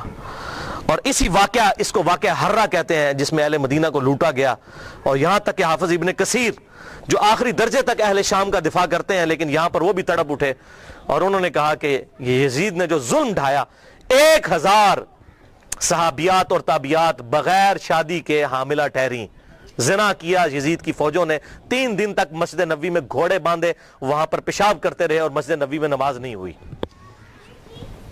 اور حتیٰ کہ پھر حافظ ابن کثیر تڑپ اٹھے جب مختار سقفی نے 22,000 قاتلین حسین کو ایک ایک لسٹ بنا کر قتل کیا، تو ابن کثیر کہتے ہیں کہ اس نے مسلمانوں کے دل ٹھنڈے کر دیے۔ ایک تو توابون کھڑے ہوئے 4000 کے قریب، لیکن وہ عبید اللہ ابن زیاد کا مقابلہ نہیں کر سکے۔ بعد میں مختار سقفی نے جس طریقے سے ان کو قتل کیا جو حضرت حسین کے خلاف کھڑے ہوئے تھے، اور آپ دیکھیں اس کا سرغنہ کون تھا، عمر ابن سعد ابن ابی وقاص، جنتی صحابی کا بیٹا۔ حضرت نوح علیہ السلام پیغمبر سے بیٹا کیا نکلا، کافر۔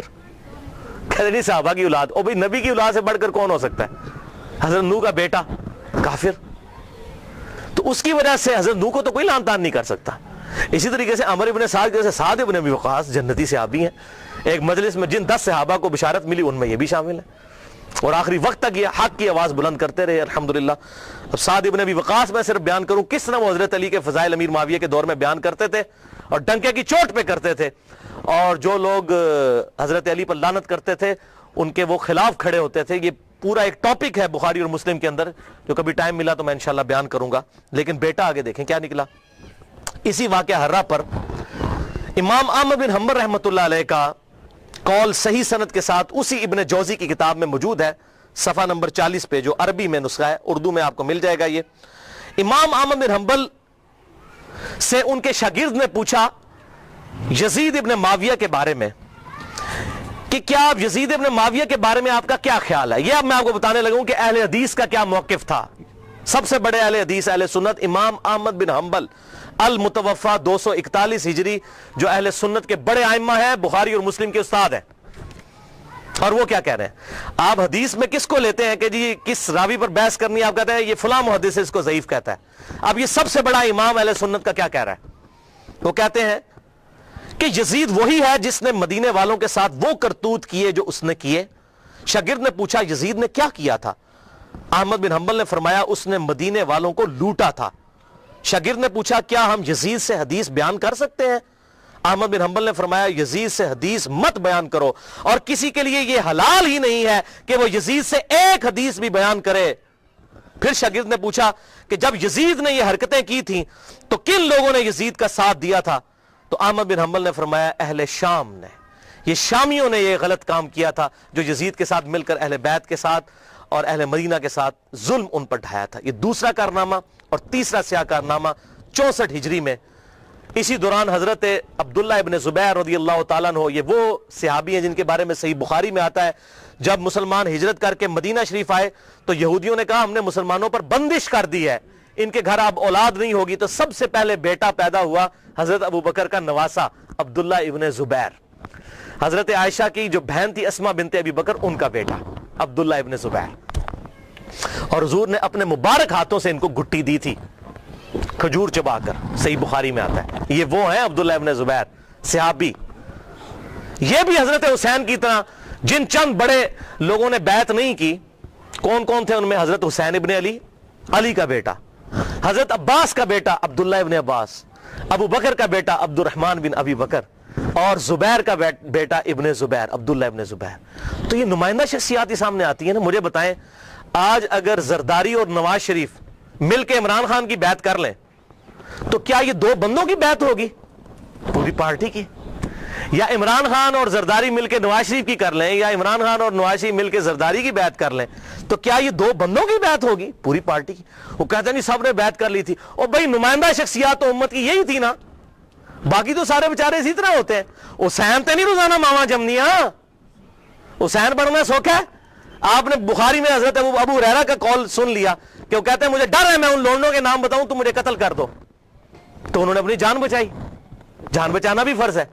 لیکن اعلیٰ ترین درجہ یہ ہے جو صحیح مسلم میں حدیث ہے، انٹرنیشنل نمبر کے مطابق 177 نمبر حدیث صحیح مسلم کتاب الایمان میں، کہ برائی جب دیکھو تو ہاتھ سے روکو، ہاتھ سے نہیں روک سکتے زبان سے، نہیں تو کم از کم دل میں برا جانو، لیکن ذالک اضعف الایمان، یہ ایمان کا سب سے لوئسٹ درجہ ہے۔ تو حضرت حسین لوئسٹ درجے پر تو نہیں تھے بھائی، جس کے جینز پروفٹ کے جینز ہوں، جس کا بلڈ اور خون نبی کا خون ہو، وہ لوئسٹ درجے پر ایمان رکھے گا؟ وہ تو آگے بڑھ کر باطل کا مقابلہ کرے گا۔ یہی وجہ ہے کہ حضرت حسین جو ہیں انہوں کو یہ ٹائٹل ملنا تھا۔ اور یہ بھی آپ بات یاد رکھیں، حضرت حسین نے حضور کی زندگی میں کیا کارنامہ کیا ہے؟ 6.5 سال عمر تھی، حضور صلی اللہ علیہ وسلم کی وفات ہو گئی، کارنامہ کرنا تھا۔ اسلام تقوی کی بنیاد پہ کسی کو ٹائٹل دیتا ہے، ان اکرمکم عند اللہ اتقاکم۔ حضرت حسین نے کون سا کارنامہ کیا تھا؟ کارنامہ بھائی کرنا تھا۔ جنتی نوجوانوں کا ٹائٹل اس لیے ملا کہ انہوں نے وہ کام کرنا تھا کہ جب امت سو چکی ہوئی تھی انہوں نے امت کو جگایا، اور ایسی بھی امت جاگی کہ آج تک جب بھی کہیں پر ظلم ہوتا ہے حسین کی مثال پیش کی جاتی ہے۔ لوگ کہتے ہیں کیا ہوا جی، حسین کے ساتھ بھی تو 72 لوگ تھے نا، اگر ہم تھوڑے ہیں۔ سورہ نحل میں آیا کہ ابراہیم علیہ السلام اکیلے ہی پوری امت تھے۔ حق تھوڑا ہو، حق حق ہے، باطل باطل ہے، چاہے وہ کثرت میں کتنا ہی زیادہ ہو، ٹھیک ہے؟ تو یہ بات آپ سمجھیے اس حوالے سے۔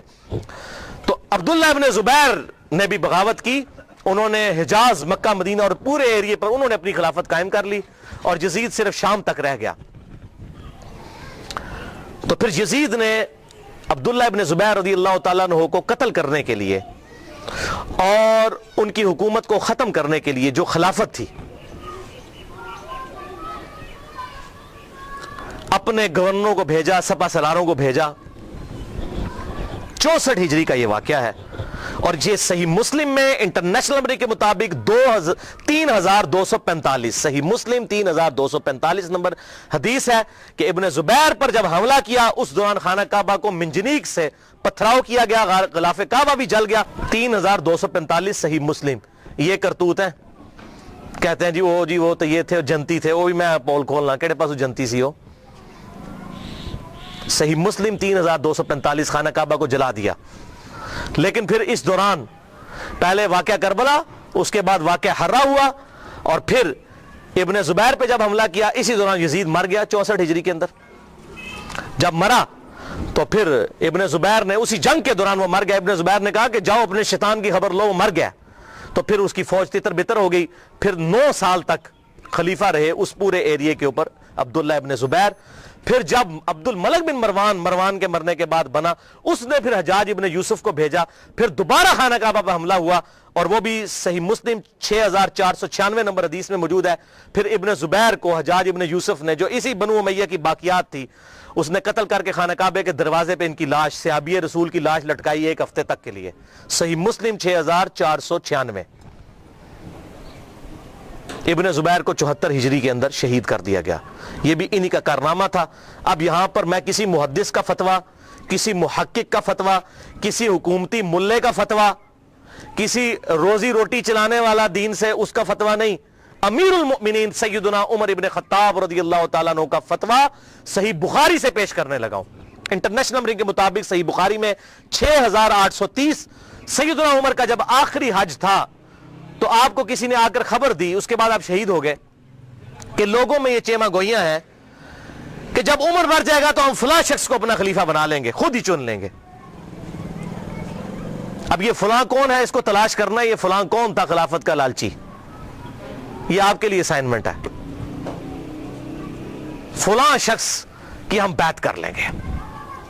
حضرت عمر کو اتنا غصہ آیا کہ مسلمانوں کے مشورے کے بغیر، صحیح بخاری 6830، بڑی لمبی حدیث ہے، حضرت عمر فاروق رضی اللہ تعالیٰ عنہ ممبر پر چڑھے، اور ابن عباس کہتے ہیں کہ میرا گھٹنا جو ہے نا وہ بالکل ممبر کے ساتھ ٹچ تھا جب میں نے یہ حضرت عمر کا خطبہ خود سنا، اور حضرت عمر اتنے غصے میں تھے، میں نے کہا کہ آج تو یہ، بلکہ صحیح بخاری اسی حدیث میں آتا ہے کہ عبد الرحمن بن عوف کہتے ہیں کہ آپ تو عرفات کے میدان میں خطبہ دینے لگے تو میں نے کہا امیر المومنین یہاں پر ہر طرح کے لوگ موجود ہیں، کوئی پڑھے لکھے ہیں، کوئی ان پڑھ ہے، تو آپ کی بات کا کوئی اور مطلب نہ لے لیں، آپ صبر کریں، مدینہ جا کے خطبہ دیں۔ تو مدینہ شریف جا کر پہلا کام حضرت عمر نے خطبہ دیا 6830 بڑی باتیں ارشاد فرمائی، اور پھر اس میں ارشاد فرمایا ورڈ بائی ورڈ، لفظ بائی لفظ حضرت عمر کے الفاظ، صحیح بخاری 6830۔ دیکھو خیال رکھنا کہ کوئی شخص بھی بغیر مسلمانوں کے مشورے کے اور بغیر اتفاق رائے کے تم پر مسلط نہ ہونے پائے، ورنہ اس کا انجام قتل و غارت ہوگا۔ اور وہ آپ نے دیکھا کتنی قتل و غارت ہوئی، حضرت حسین کو شہید کیا گیا، واقعہ ہررا ہوا، پھر خانہ کعبہ کو جلایا گیا، پیچھے کیا رہ گیا؟ مکے کی حرمت پامال، مدینے کی حرمت پامال، اہل بیت کی حرمت پامال۔ اس سے زیادہ کیا کر سکتا تھا؟ اور حضرت عمر نے پہلی پیشن گوئی کی تھی مسلمانوں کے مشورے، تو یہ تلوار کے زور پہ کیا گیا۔ وہ میرا پورا لیکچر سن لیں، صحیح بخاری کے اندر موجود ہے حدیث اور کتابوں کے اندر، کہ تلوار کے زور پر زبردستی بیعت لی گئی اور صحابہ نے مخالفت کی، لیکن نہیں کسی کی سنی گئی۔ وَلِعَاذُ بِاللَّهِ تعالی۔ یہ تو تھے 3 سیاہ کارنامے۔ اب آخر میں یزید ابن معاویہ کے چمچے جو آج کل دنیا میں موجود ہیں، ظاہر حق اور باطل ہمیشہ رہے گا، وہ 3 جھوٹے دفاع اس کی طرف سے کرتے ہیں۔ اب ان چیزوں کا تو ان کے پاس جواب نہیں ہے نا، تو کہتے ہیں یہ تو ہے ٹھیک ہے لیکن اس کی فضیلتیں بھی آئی ہیں، وہ میں پوسٹ مارٹم کرنے لگا ہوں کس طرح وہ امت کو دھوکہ دیتے ہیں۔ لیکن ایک دفعہ دروشی پڑھ لیجئے، اللہم صلی علی محمد وعلی آل محمد کما صلیت علی ابراہیم وعلی آل ابراہیم انک حمید مجید، اللہم بارک علی محمد وعلی آل محمد کما بارکت علی ابراہیم وعلی آل ابراہیم انک حمید مجید۔ پہلا جھوٹا دفاع، وہ جی قسطنطینیہ، یہ عربی میں قسطنطینیہ ہے، اردو میں ہم قسطنطنیہ کہتے ہیں، اس کی بشارت یزید پر فٹ ہوتی ہے کہ جو پہلا لشکر قسطنطنیہ پہ حملہ کرے گا تو وہ بخشے جائیں گے۔ آج کل اس قسطنطینیہ کا نام ہے استنبول، ترکی کا شہر ہے، ترکی کا استنبول، بعد میں اس کا نام رکھا گیا۔ استنبول کا مطلب ہے اسلام ان اے بلک، اسلام کا گڑھ۔ تو پہلے یہ کیسر روم جو رومن امپائر دنیا کی سب سے بڑی امپائر تھی، جو جنگ یرموک میں گھٹنے ٹیک گئی سیدنا عمر کے سامنے، یہ اس کا گڑھ تھا قسطنطینیہ۔ اب وہ حدیث سن لیں کس طریقے سے یہ دھوکہ دیتے ہیں۔ صحیح بخاری میں انٹرنیشنل نمبر کے مطابق 2924 نمبر حدیث ہے کہ آپ صلی اللہ علیہ وسلم نے ارشاد فرمایا، میری امت کا پہلا لشکر جو کیسر روم کے شہر پر جنگ کے لیے جائے گا، اللہ نے ان کی مغفرت کر دی ہے۔ صحیح بخاری 2924۔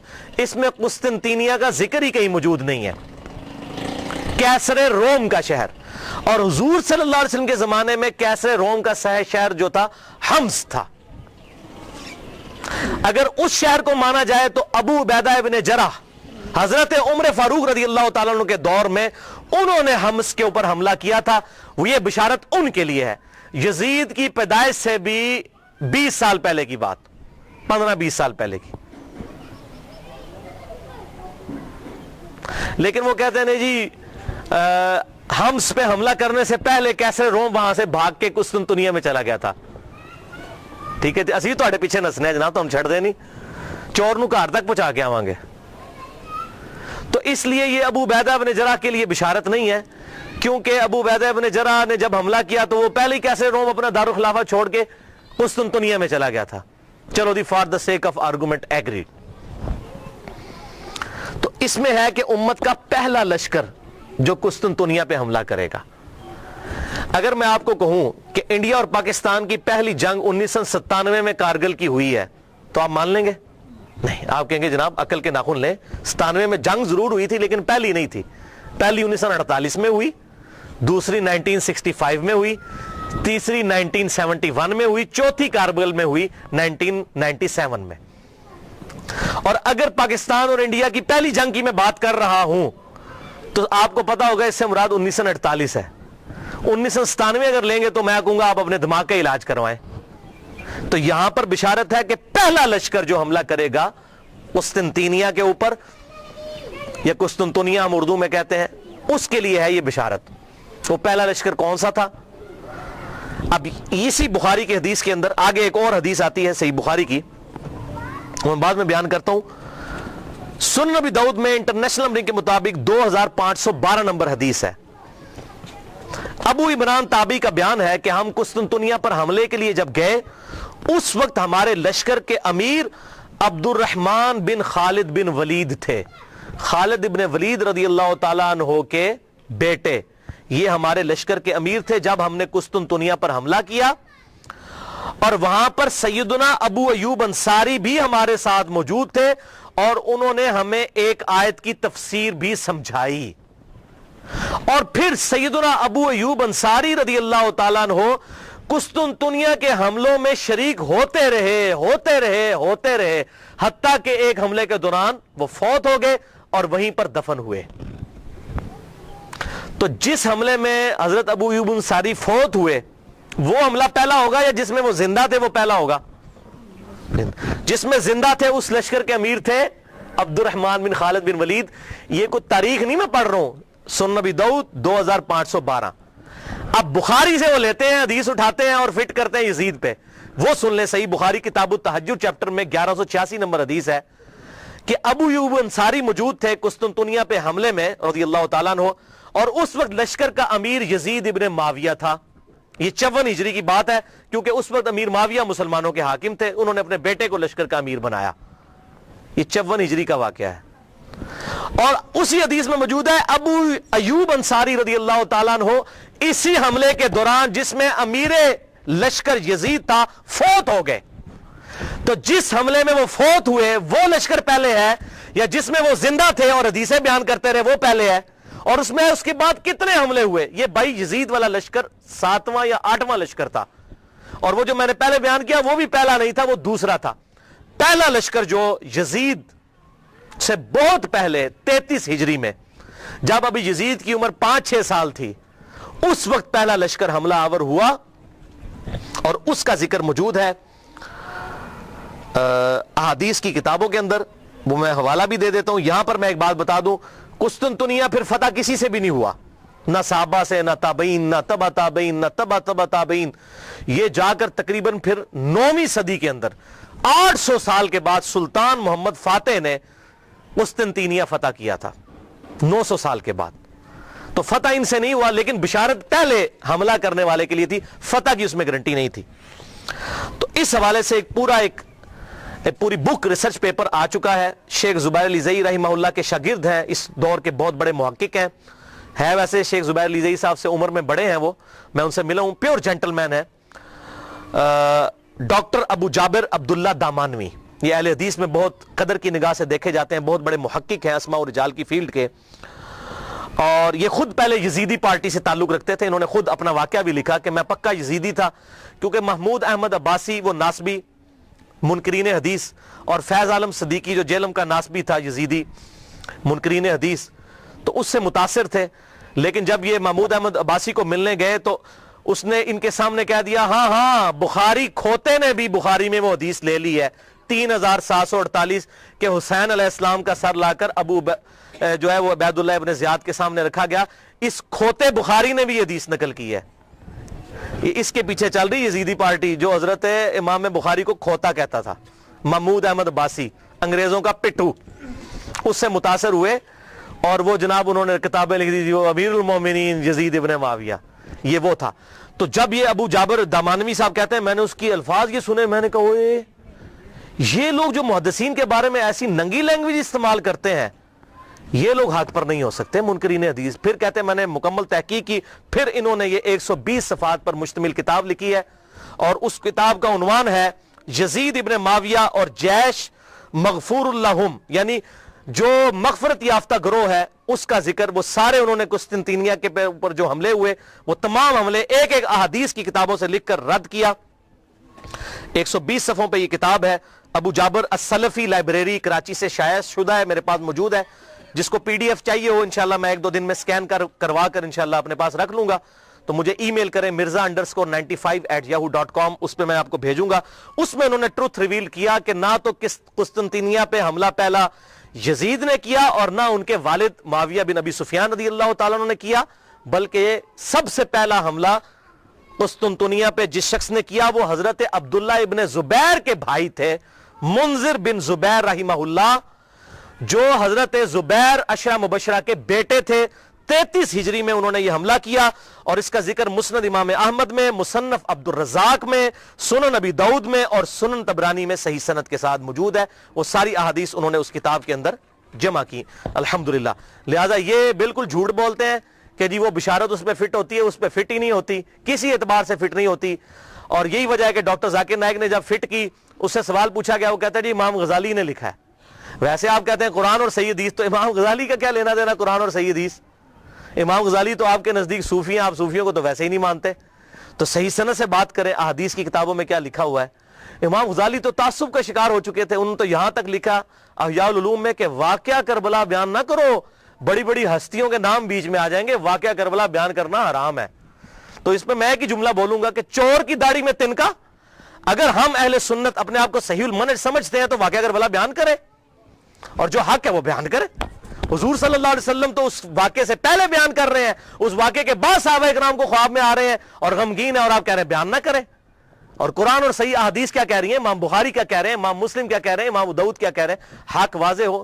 اب مجھے بتائیے اہل حدیث کا شاید ہی کوئی پلیٹ فارم ہو جس پر یہ حدیث ترمذی کی بیان نہ ہوتی ہو کہ جب حضرت عمر نے حج تمتع پر پابندی لگا دی تھی تو عبداللہ بن عمر نے کہا کہ میرے باپ پہ شریعت تو نازل نہیں ہوئی ہے، تو معاذ اللہ اس کا کیا مطلب ہے کہ ہم حضرت عمر کی توہین کر رہے ہوتے ہیں؟ نہیں۔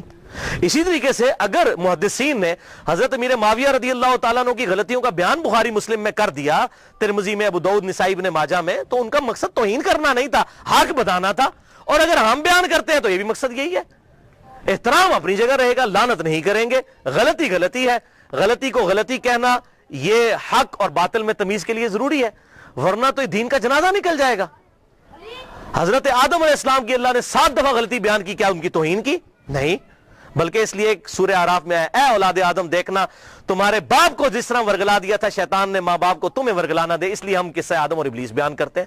اسی طریقے سے اگر خلافت کا نظام قائم ہونا ہے اور امام محمد مہدی رضی اللہ تعالیٰ عنہ کی خلافت کو لبیک کہنا ہے مسلمانوں نے، تو اس کے لیے یہ سارے حقائق پتہ ہونے چاہیے۔ دوسرا دفاع جو جھوٹا کرتے ہیں، پہلا تو کل ہوا، تو میں نے یزید کو دوستی نہیں کہا، کلمہ گو تھا، اہل قبلہ تھا، اگر اللہ نے معاف کیا تو جنت میں چلا جائے گا، ہمیں تو کوئی مسئلہ نہیں ہے اگر اللہ نے معاف کیا، وہ اللہ تعالیٰ کی اپنی مرضی ہے۔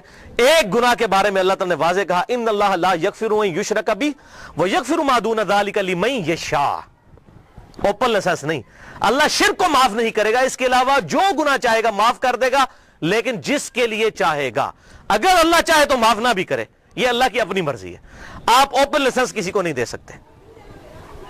لمن یشاء، جس کے لیے چاہے گا، اللہ کو دعا سے منوا نہیں سکتا، سیدھی سی بات ہے۔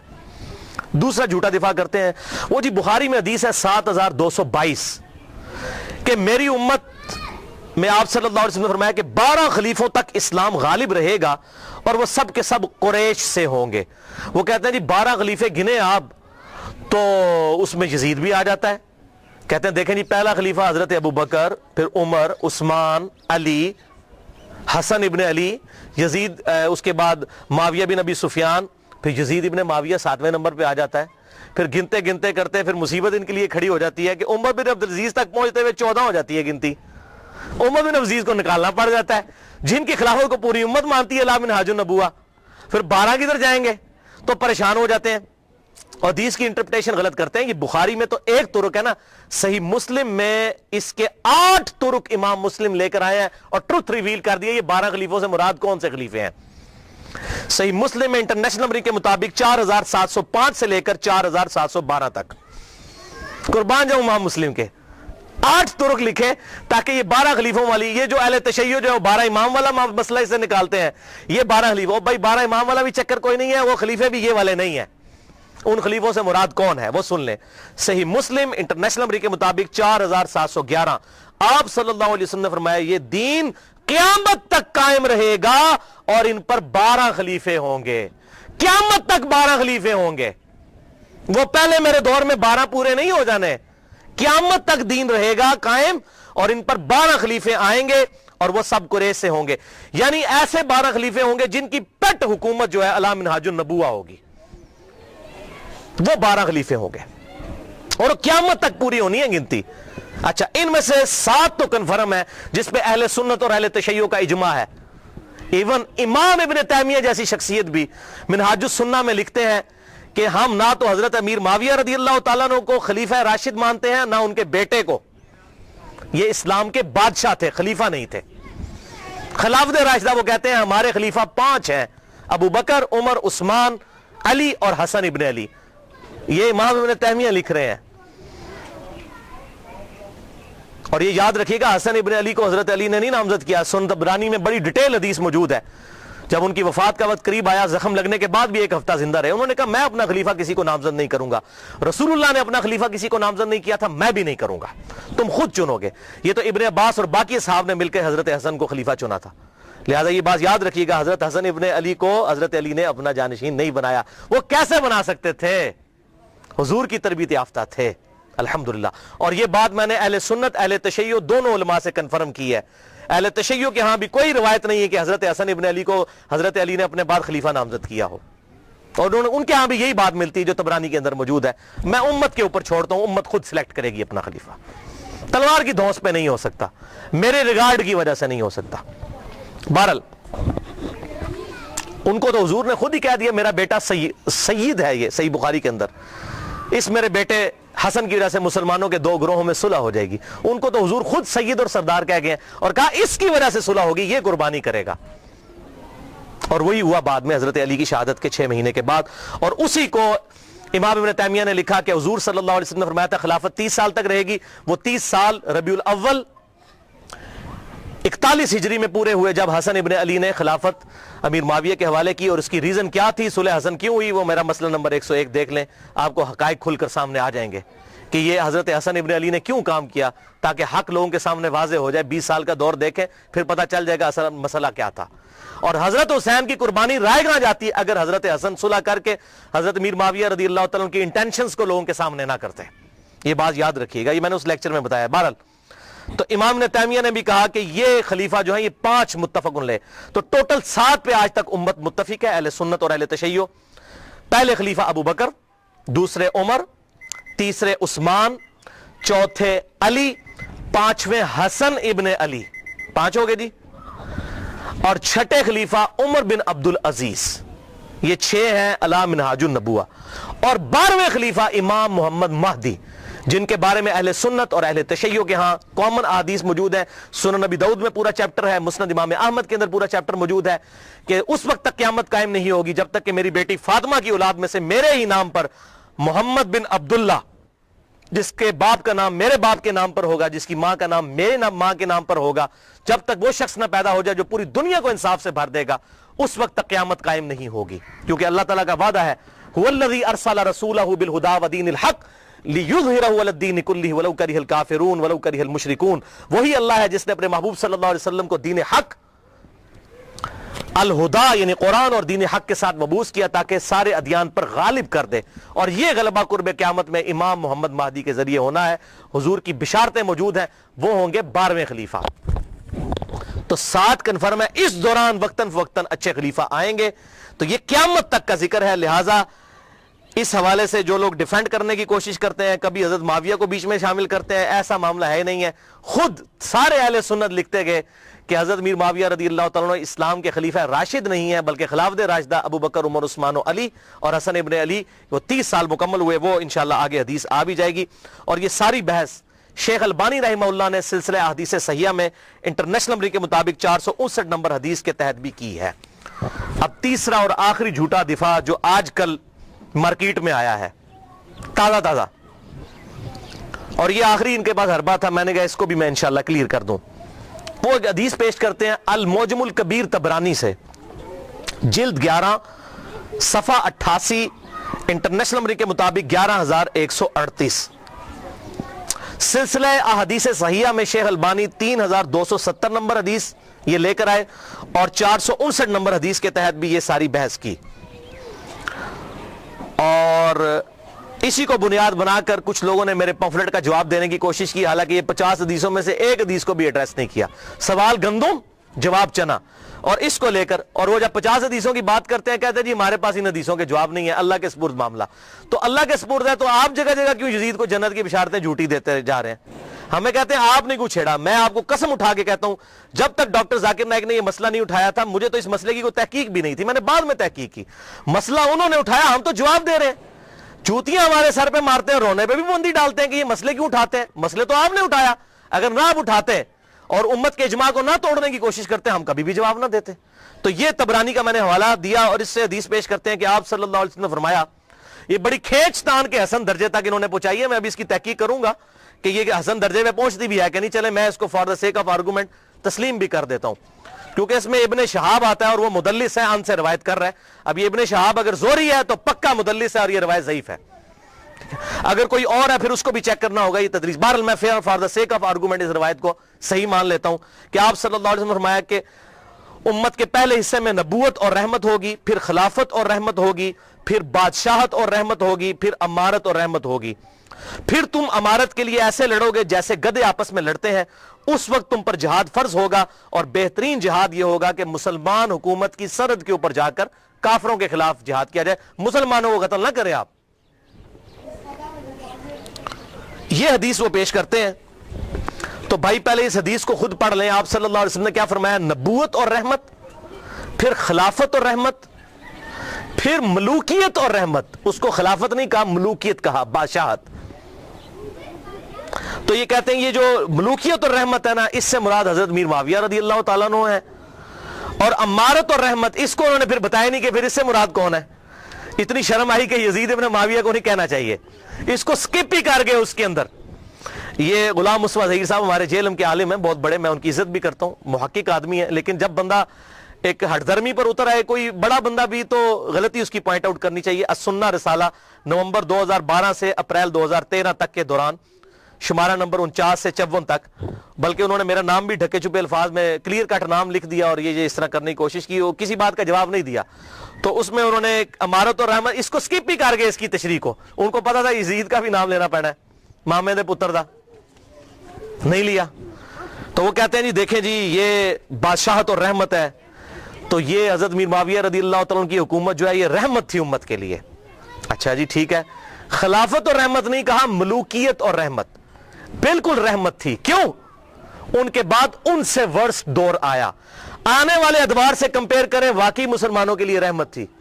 یزید کے بعد اس سے ظالم لوگ آئے. میں نے بتایا حجاج ابن یوسف بعد میں آیا جس نے خانہ کعبہ کو توڑ دیا اور عبداللہ ابن زبیر کو قتل کر کے ان کی لاش بھی لٹکا دی. صحیح مسلم کے ریفرنس سے میں نے بتایا. جیسے ہم یہاں بھی پاکستان میں کیا ہوتا ہے, ایک گندی حکومت آتی ہے, لوگ فل اس کو برا کہتے ہیں. جب اس کے بعد اس سے اگلی ورش حکومت آتی کہتے ہیں یار اس طرح تو مشرف دا دور چنگا سی. ابھی لوگ کہنا شروع ہو گئے یار زرداری کا دور بہتر تھا. ٹھیک ہے جی, بجلی اتنی مہنگی تو نہیں تھی. تو اس کا کیا مطلب, جب زرداری کا دور تھا تو بہت بہتر تھا, جب مشرف کا اپنا دور تھا تو بہتر تھا. کمپیریٹیولی بات کی جاتی ہے. اب میں آپ کو سلف کا فہم اس حدیث کے اوپر بتا دیتا ہوں کہ اس سے مراد یہ ہے کہ کنٹینیوسلی اسلام کے اندر زوال آتا جائے گا اسلامی حکومتوں کے اندر. لہذا اس کو اگر خلافت راشدہ سے کمپیئر کرے تو وہ کاٹ کھانے والی ملوکیت تھی, اور اگر آنے والے دور سے کمپیئر کرے تو رحمت تھی. اب یہ میں اپنی طرف سے بات نہیں کر رہا ہوں, یہ میں آپ کو ایک صحابی کا فتویٰ بتانے لگا ہوں. جامعہ ترمذی میں انٹرنیشنل نمبر کے مطابق 2226, سنن نبی داؤد 4646, مسند امام احمد 18430, جلد 4 صفحہ 273, اور سلسلہ احادیث صحیحہ جلد 1 صفحہ 742, اور حدیث نمبر 459. شیخ البانی محدث اعظم سعودیہ عرب, انہوں نے بھی حدیث نقل کی. میں نے سارے حوالے دے دیے. حضرت سیدنا سفینہ رضی اللہ تعالیٰ عنہ اور حضرت نعمان ابن بشیر رضی اللہ تعالیٰ عنہ سے روایت ہے کہ آپ صلی اللہ علیہ وسلم نے فرمایا خلافت علی منہاج النبوہ میری وفات کے بعد 30 سال تک رہے گی. اس کے بعد کاٹ کھانے والی ملوکیت کا دور شروع ہو جائے گا 30 سال کے فوراً بعد, یعنی صلح حسن کے بعد. اس کے بعد جابر حکمرانوں کا دور آئے گا, اور پھر قیامت سے پہلے ایک دفعہ دوبارہ خلافت علی منہاج النبوہ قائم ہوگی, یعنی وہ خلافت ہوگی سیدنا امام محمد مہدی کی. یہ آپ صلی اللہ علیہ وسلم نے 4 ادوار گنوائے اپنے بعد. پہلا دور کون سا؟ خلافت راشدہ, ابو بکر, عمر, عثمان, علی, حسن ابن علی. دوسرا کاٹ کھانے والی ملوکیت جو حضرت میر معاویہ رضی اللہ تعالیٰ عنہ کے دور سے شروع ہو کر 1000 سال تک बनु अब्बास और बनु उमैया की हुकूमत रही, बाप मरता था बेटे को खलीफा बनाता था, चार चार बेटों को अपने बाद खलीफा बना देते थे। अब बुखारी मुस्लिम उठा के देख लें किस तरीके से इन्होंने बंदर बांट की है। आज के हुक्मरानों ने भी वो काम नहीं किया। इसलिए मैं कहता हूं उस मुल्कियत से आज की जमहूरियत करोड़ गुना बेहतर है। कम से कम पब्लिक से तो पूछा जाता है, वो तो तलवार की जोर पर मुसल्लत हो जाते थे। तीसरा दौर कहा जाबिर हुक्मरानों का। जाबिर हुक्मरान ये जहां पर कलोनियल पावर्स आ गई, कहीं फ्रेंच आ गए, कहीं पर ये जो है वो अंग्रेज आ गए और पूरी दुनिया के अंदर मुसलमानों पर इन्होंने कब्जा किया। फिर ये दौर भी अल्हम्दुलिल्लाह खत्म हुआ। अब हम आखिरी दौर में हैं, नशत सानिया इस्लाम की शुरू हो चुकी है, खिलाफत अला मिनहाजुन नबुव्वा अब कायम होनी है। तीन हमने वो अदवार गुजार लिए। अच्छा, इसी हदीस में तिरमिज़ी और अबू दाऊद का जो मैंने हवाला दिया और मुस्नद अहमद का और सिलसिले हदीस सहिया का, और ये हदीस अल मुस्तदरक लिल हाकिम में भी 4697 मौजूद है। इसमें शेख अलबानी ने पूरी बहस की है। तिरमिज़ी और अबू दाऊद में आगे अल्फाज चलते हैं कि हजरत सफीना ने कहा कि बेटा गिन अब खिलाफत राशिदा कितनी है, हो सकता है बाद में कोई नासबी माने ही ना, तो उन्होंने कहा इस हदीस में मौजूद है बेटा गिन, अबू बकर के 2 साल, उमर के 10 साल, उस्मान के 12 साल और अली के 6 साल। तो शागिर्द ने कहा कि हजरत अमीर माविया रदियल्लाहु तआला की पार्टी जो इस वक्त हुक्मरान है, बनु जुर्का, बनु उमैया, जुर्का कहते हैं नीली आंखों वाले, ये नीली आंखों वाले थे, खतरनाक लोग, बनु जुर्का। ये तो कहते हैं कि अली अलैहिस्सलाम खलीफा ही नहीं है। यहां पर इमाम अबू दाऊद ने अली अलैहिस्सलाम लिखा। अबू दाऊद 4646। हजरत सफीना को इतना गुस्सा आया, तिरमिज़ी के अल्फाज हैं 2226, उन्होंने कहा बनु उमैया की पीठ से यह झूठ निकला है जहां से यह हवा खारिज करते हैं। ये कहते हैं अली खलीफा नहीं है। हक तो यह है कि इनकी हुकूमत शरीर तरीन बादशाहत है इस रूए अर्ज पे। हजरत अमीर माविया रदियल्लाहु तआला की हुकूमत को हजरत सफीना हुजूर के गुलाम आजाद करदा, उन्होंने कहा शरीर तरीन बादशाहत। इसलिए कहा कि हुजूर ने कहा था काट खाने वाली मलूकियत। अब यह सलफ का फार्म आ गया। सफीना से बढ़कर सलफ कौन है? 8वीं 9वीं सदी के मौलवियों को हमने सलफ मानना है अगर हजरत सफीना को नहीं मानना। काट खाने वाली मलूकियत कहा हजरत अमीर माविया रदियल्लाहु तआला के दौर को हजरत सफीना ने। क्यों? उन्होंने खिलाफत राशिदा का जमाना देखा था। जब उससे कंपेयर करते थे तो कहते थे ये तो काट खाने वाली मलूकियत और ये बदतरीन बादशाहत है। हां, जब आने वाले दौर से करें तो वो रहमत है, क्योंकि आने वाला दौर उससे भी वर्ष था। लिहाजा ये मैंने अल्हम्दुलिल्लाह सलफ का फार्म इस हवाले से बिल्कुल क्लियर कर दिया। और इस हवाले से और सलफ का फाहम अगर किसी ने देखना हो अहदीस, ये 50 पढ़ लें। और मेरा लेक्चर 101 नंबर मसला, उसमें अब्दुर्रहमान बिन अबी बकर का फाहम सही बुखारी से, मिक़दाम बिन मादी का फाहम सुन्न नबी दाऊद से, और अम्मार इब्न यासिर का फाहम सही बुखारी से। ये काफ़ी सारी अहादीस हैं जिसमें बिल्कुल क्लियर हो जाएगा कि ये तमाम सहाबा किराम अलैहिम रिदवान कौन सी चीज़ हक समझते थे और किसको बातिल। सूरतुल अहज़ाब की आयत नंबर 57 है भाइयों। बिस्मिल्लाहिर रहमानिर रहीम। इन्नल्लज़ीना युज़ूना अल्लाह व रसूलहु लअनहुमुल्लाहु फिद दुनिया वल आखिरह। बेशक जो लोग अल्लाह और उसके रसूल को तकलीफ देते हैं, दुनिया की जिंदगी में भी उन पर अल्लाह की लानत और आखिरत की जिंदगी में भी लानत। वअअद्द लहुम अज़ाबम मुहीना, और ऐसे लोगों के लिए अल्लाह ताला ने दर्दनाक ज़लील ख्वार कर देने वाला अजाब तैयार कर रखा है। वलियाज़ु बिल्लाहि ताला। जिन जिन लोगों ने सैयदना हुसैन इब्न अली के साथ जुल्म किया या अहले बैत के साथ जुल्म किया, वो इसी आयत की कैटेगरी में फॉल करते हैं। और आप सल्लल्लाहु अलैहि वसल्लम की वाज़ेह हदीस है अल मुस्तदरक लिल हाकिम में सही सनद के साथ 4717, सही इब्न हिब्बान में 7104, और सिलसिले हदीस सहिया में भी शेख अलबानी लेकर आए रहिमहुल्लाह, उसको सही कहा, और शेख जुबैर लिज़ई साहब ने भी इसको सही कहा। आप सल्लल्लाहु अलैहि वसल्लम ने फरमाया उस जात की कसम जिसके कब्ज़े कुदरत में मैं मोहम्मद सल्लल्लाहु अलैहि वसल्लम की जान है, जो भी हम अहले बैत के साथ बुग़्ज़ रखेगा अल्लाह ताला उसे जरूर दोज़ख की आग में दाखिल करेगा। बुग़्ज़ रखेगा, ये कहते हैं लानत ना भेजो, बुग़्ज़ की बात हो रही है, सिर्फ दिल में बुग़्ज़ रखने वाला दोज़ख में जाएगा। और हुज़ूर ने कसम उठाकर कहा, और इसी का तुरुक जो अल मुस्तदरक लिल हाकिम में 4712 है इब्न अब्बास रदियल्लाहु ताला अन्हु से, आप सल्लल्लाहु अलैहि वसल्लम ने फरमाया अगर कोई शख्स मुकाम इब्राहीम और हजर अस्वद के दरमियान नमाजें पढ़े और रोजे रखे, अगर वो भी इस हाल में मर जाए कि उसके दिल में अहले बैत का बुग़्ज़ था, तो अल्लाह ताला उसे भी जरूर दोज़ख में दाखिल करेगा। वलियाज़ु बिल्लाहि ताला। मैं अपनी गुफ्तगू का एंड बुखारी और मुस्लिम के बुनियादी रावी इमाम अबू हनीफा रहमतुल्लाह अलैह के दादा उस्ताद इब्राहीम नखी ताबई अल मुतवफ़ा 96 हिजरी के उस कौल पर करता हूं जो सही सनद के साथ المعجم الکبیر تبرانی میں انٹرنیشنل نمبر کے مطابق 2829 نمبر ہے، جلد 3 صفحہ 112 پر ابراہیم نخعی رحمہ اللہ فرماتے ہیں، کنکلوڈنگ بات ہے، اگر بالفرض میں ان لوگوں میں شامل ہوتا کہ جنہوں نے حسین ابن علی کو قتل کیا تھا اور قیامت والے دن اللہ تعالیٰ مجھے معاف بھی کر دیتا اور میں جنت میں بھی داخل ہو جاتا، تب بھی میں جنت میں حضور کو اپنی شکل نہ دکھا سکتا کہ حضور کہیں مجھ سے پوچھ ہی نہ لے کہ تو دنیا میں میرے حسین کے قاتلوں میں شامل تھا۔ ابراہیم نخعی تابعی، بخاری اور مسلم کے بنیادی راوی، الحمدللہ۔ تو یہ ہمارے سلف کا فہم تھا۔ اس حوالے سے اللہ تعالیٰ سے دعا ہے جو حق بات میں نے کہی اللہ تعالیٰ ہمارے دلوں میں راسخ فرمائے، اگر جس بات میں میرے منہ سے کوئی غلط بات نکل گئی تو اللہ تعالیٰ ہمارے دلوں سے معاف کر دے، ہمیں کتاب و سنت کی تعلیمات پر عمل کر کے دوسرے بھائیوں تک پہنچانے کی توفیق عطا فرمائے۔ بھائیو یہاں پر میں آخر میں ایک اعلان کر دوں اس حوالے سے دوبارہ سے کہ میرے ریسرچ پیپر ضرور پڑھیں، PDF کاپی مجھ سے منگوا لیں، mirza_95@yahoo.com میرا ای میل ایڈریس ہے۔ یہ PDF کاپی اور آپ کو یہاں پر ہم سینکڑوں کی تعداد میں ہمارے پاس موجود ہیں، یہ ریسرچ پیپر آپ کو فری مل بھی جائیں گے ابھی لیکچر کے اینڈ پہ۔